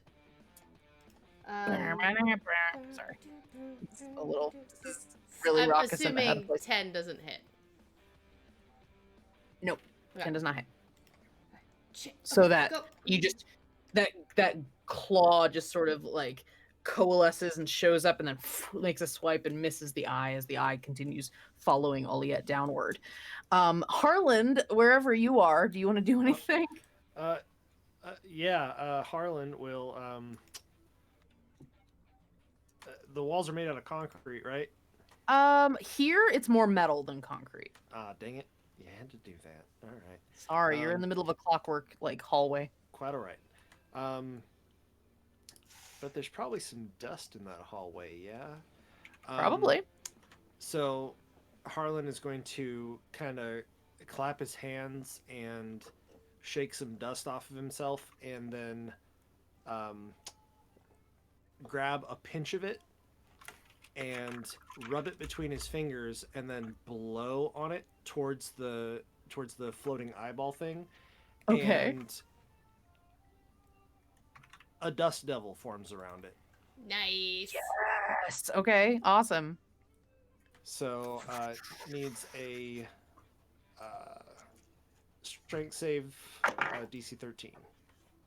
It rolled a 15. Okay. But hold on, let me double check. No, strength is 0. Yeah, roll 15. I was like, it Alright, has still negatives in good. other things. Maybe it has negative in strength. Okay. So Um, it'll take two points of bludgeoning damage. That is halved. Gotcha. Villain just watches everything from up, and you all hear in your head, I'll deal with the kids. And they run down the stairs with them.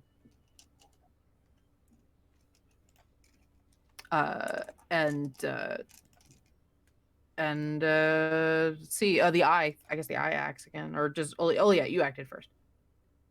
Well, my brain's all fried right now, so I probably don't respond to Valine. But I am going to try really hard to piece together the story that I was just thinking of. And in your heads, anyone within 60 feet still would hear me muttering this story. The story for this to work. And it's just something like when they tell stories of giants, it's not just those that are massive in physique. Sometimes a giant is someone that has a big personality. And I just happen to know such a giant. And he has a pink sparkly beard. And he's the reason that we're all in this shit show right now. And I am going to it has to make a strength saving throw. Okay. This eye. 4.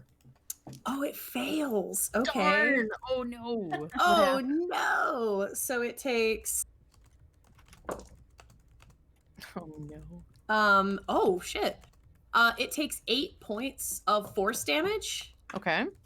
and it's Awesome. knocked prone. It is immune to prone because it God hovers. damn it. You just have it like sort of rolls a bit and then rights itself. I'll take it. I'll take it though. That was what I rolled the giant story. Yeah, no, I got you. Cool. And I'm also just gonna continue to try to get the fuck out. Just casual like. Yeah. No, I got you. But I don't want to turn my back to it. Good. You get to watch it try to shoot you with another eye beam. Okay. Okay. Okay. How does it bite? Fuck you, stats. It rolled a nat 1. Hey. Oh, good. Actually, no, it doesn't. Sorry, there's no roll to hit. It just hits you. But it can't do what it did before. Or rather, it can't roll twice. Give me a wisdom save. DC 14. Okay. The idea lets me make dumb choices.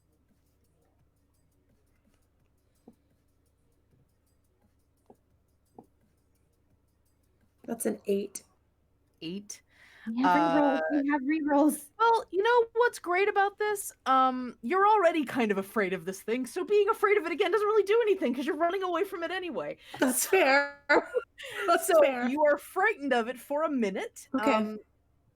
You can repeat your saving throw at the end of each of your turns, with disadvantage if the clockwork eye is visible to you. But you're already afraid of it. So really, what is this other than just a mechanical expression of what you're already RPing? Give me a Constitution save. What? No, I already did the same. It shoots 2 rays. I don't think that's correct. Oh my fucking god! Do you want to reroll? No. Oh my god. DC 14. Do you want to reroll? You do not No, have. I'm not gonna reroll. Okay. You feel that feeling of all your muscles tensing, and you just start falling. Okay. You all see as Oh, she's falling. beautiful. Kyle just cast Featherfall. I didn't know if you heard. Oh, awesome. I did not hear that. Kyle, you're not near your microphone or something. I am on the floor. 2.5 You feet really away should from get the off the microphone. floor. This is suboptimal streaming. All right. Suboptimal streaming. All right, I'm gonna make a sacrifice of the bit for the sake of the stream. All right. We appreciate you. You cast Featherfall, and Oliet starts slowly falling. Am I like frozen? You are paralyzed. You cannot move. It's still 60 feet per round. She just It's lands still 60 safely. feet per round, but it's real. There's a fall. But as you're falling down, you see the kids and Villain sort of like making the circle around the spiral, and Villain sees Oliet falling and kind of glances around at a bunch of the clockwork that's sort of in the way. It's like there's a chance she's gonna hit something, or there's a chance she's gonna keep falling. Like it's sort of 50-50. And Villain hops onto one of the clockwork pieces and is just sort of like balancing on it. And as you fall, he tries to catch you. And 2 things happen. They reach out to grab you. Like you're slowly falling, but just grabs the first thing he can, like your hand or something, grabs your hand, and you disappear. I'm paralyzed in a bag of holding. This is fine. Villain hops back to the stairwell, or like hops back on the stairs, and you are like, he's basically holding you, like carrying you because you're in his hand. Yeah. And the kids and Villain carrying Oliet start continuing down, and Oliet, you all hear in your head, but Oliet, Villain's like, I got her, let's go, come on. All right. Haru's going to cast Healing Word on Oliet again, because it's a. So as you're heading down, like, okay. Yeah. Is it following us as we keep running down? It is continuing to follow you. 8. It is a little slow though. 8 points to Oliet. Yes. That's pretty good. And then she is going to, on herself, cast Primal Savagery, go at this thing with full claws of acid, and try and tear it Okay. apart. Can you Give reach me. it? I was gonna say, give me an acrobatics check as you try to like basically swing at it while balancing. 18? Yeah, it gets close. You get a hit on it. Go ahead and attack. Natural 20! I'm so excited. Fuck. Okay. Okay. All right. All right. So go ahead. Roll your normal damage. Like roll your standard damage, 9 points of acid damage. and then add your max. What your max die roll would have been. 19. Just the die though. Yeah, then 19 total points of acid damage. 19. Okay, so as this thing is that was pretty fucking good. Paru just reaches out with these claws like and it like seeps and scrapes across the metal casing of this eye, and you watch it just sizzle and burn, and then some of the acid gets inside the eye casing, and there's just a and his eyes flickering, and Go, go, go, go, go! when you just watch it start falling. It's plummeting down.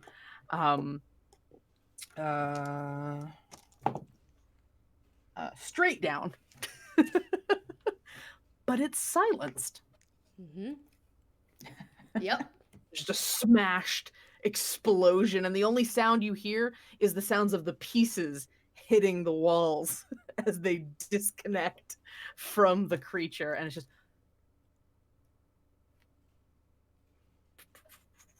like little pieces hit, scatter on the concrete. Go. Yeah, we're running. And let's So, see. Harlan you will are position the dust devil so that it like covers their retreat. sure I forgot all about it. Thank you. spinning around. You all keep making your way down. Thorn is at the head. Just been traveling. He wasn't instructed to fight anything. He just went. And at the bottom, Thorn's like waiting for you all. And Verlaine hits the ground with the kids, and Oliette in their arms. And as you're going down the hallway, Oliette, Verlaine is still carrying you, doing their best. Not the strongest, but you start getting feeling again. You can talk, you can kind of move around a little bit, and as he feels you kind of moving, he's still holding. He's like, I'm gonna put you down later. We gotta keep moving. and just keeps walking, or keeps shuffling ahead. Eventually, the Thorn reaches a room, takes a hard turn into a room. Actually, you don't need combat music anymore. Whew. You're out of combat. Hooray.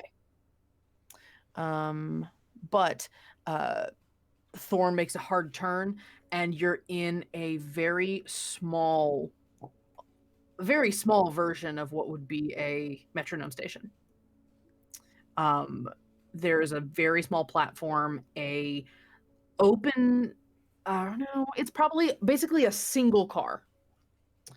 It looks like the front engine of one of the metronome cars.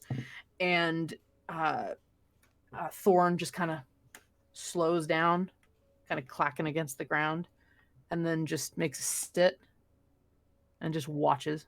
Good boy. Good boy. As you all kind of go in, just watching you all. And Verlaine's like, all right, let's go. Come on. Yeah, let's get out of here. Good job keeping the kids safe, Verlaine. Yeah. Great work with that dust devil, Harlan. And oh my gosh, Featherfall. Oof. Thanks later. Come on. Yeah. And Verlaine gets into the car and sits you down. Oliette like basically puts you down on a seat so that you can kind of recover. But you do have it's a little like you're a little kind of groggy a bit, but you're getting feeling back in your body and you can move and stuff.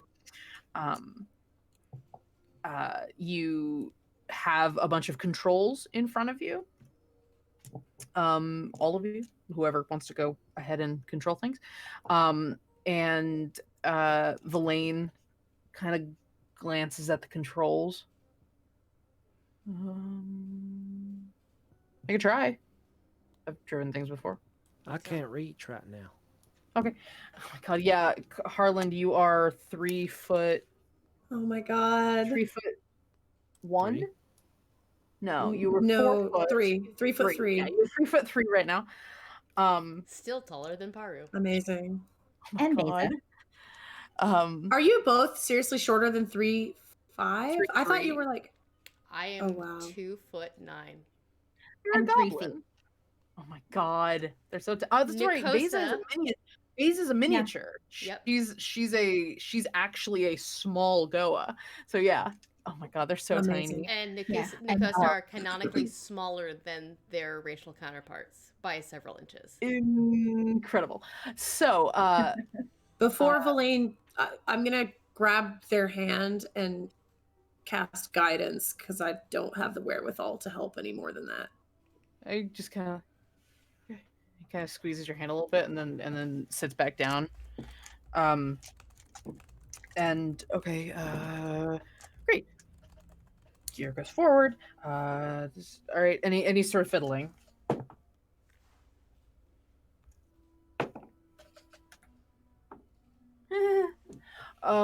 Sort of looking around. It takes a second for him to kind of get their bearings, and eventually, you hear the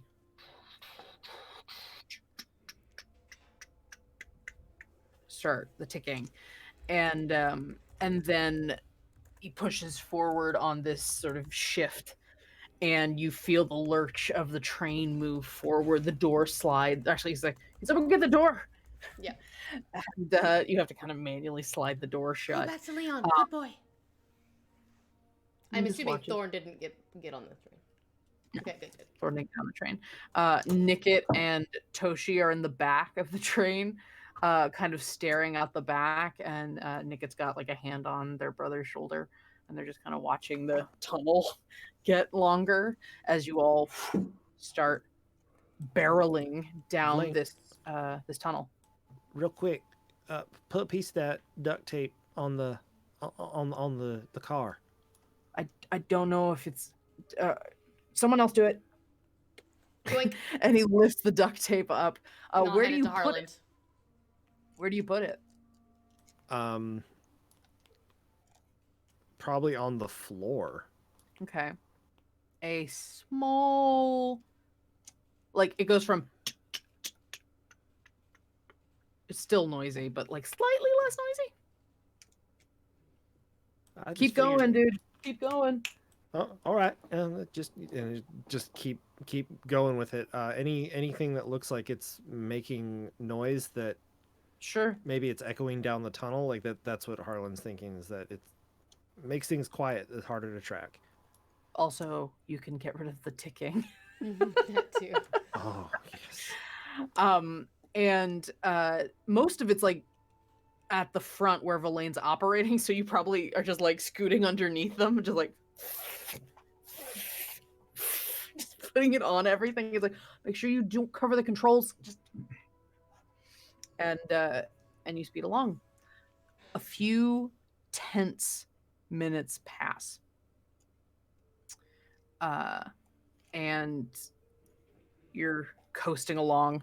The ticking has basically become a whisper. Oliet, you are sitting there just kind of recovering. I'm gonna And dump you hear- another healing into her while she was Okay. recovering. I'll let her know how Sure. much in just a sec, because I can touch her. I feel like I probably just have like my knees pulled to my chest right now, and I'm just like laying against the seat Mm-hmm. because I just got electrocuted and then paralyzed. So that hurt. 5 and 8, 13 more points. And I'm I think tapped. you're good then. Yeah, I'm all good. That's fine. And you just keep moving. Nickit and Toshi are just kind of staring out the back. There's just a dark tunnel behind you. There's very dim light here in the train car, and you're all waiting tensely. You guys okay?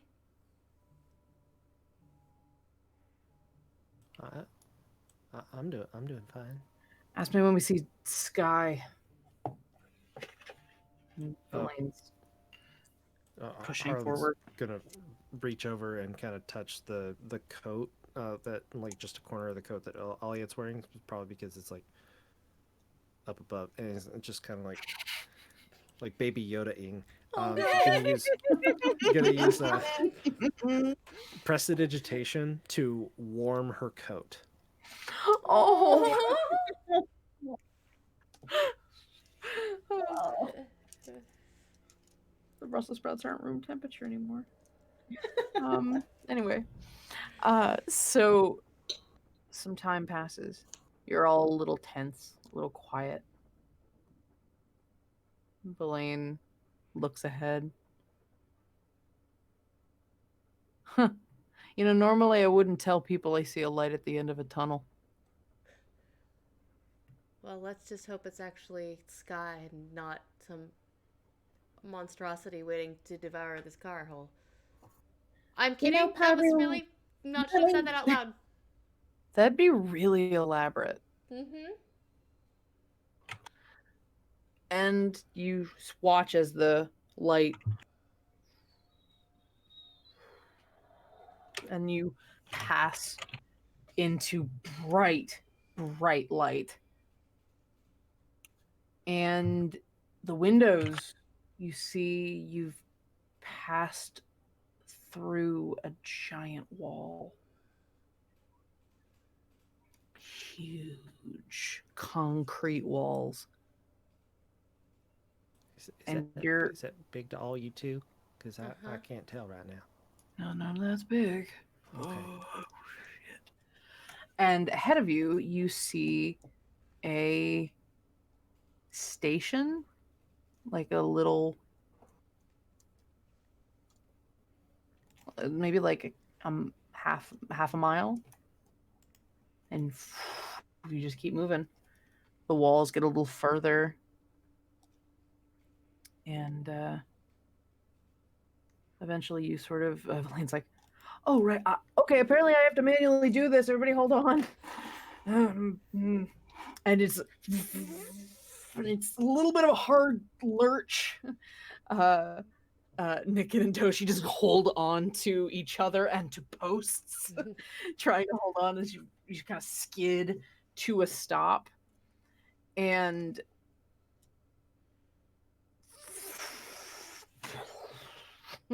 there's a bit of a bumper that you very gently tap. We didn't die, yay. Good job, Elaine. Thank you. We're outside. You hear a slight like tapping as his hand is sort of hitting the control, shaking like. Oh my god.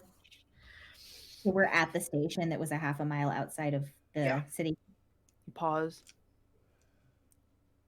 Paru grabs the stone to Pinball and goes, we're outside the wall. Oh fuck! Really? Yeah.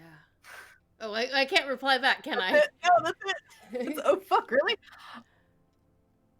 Happy trails. Let me know how you're doing. Thanks.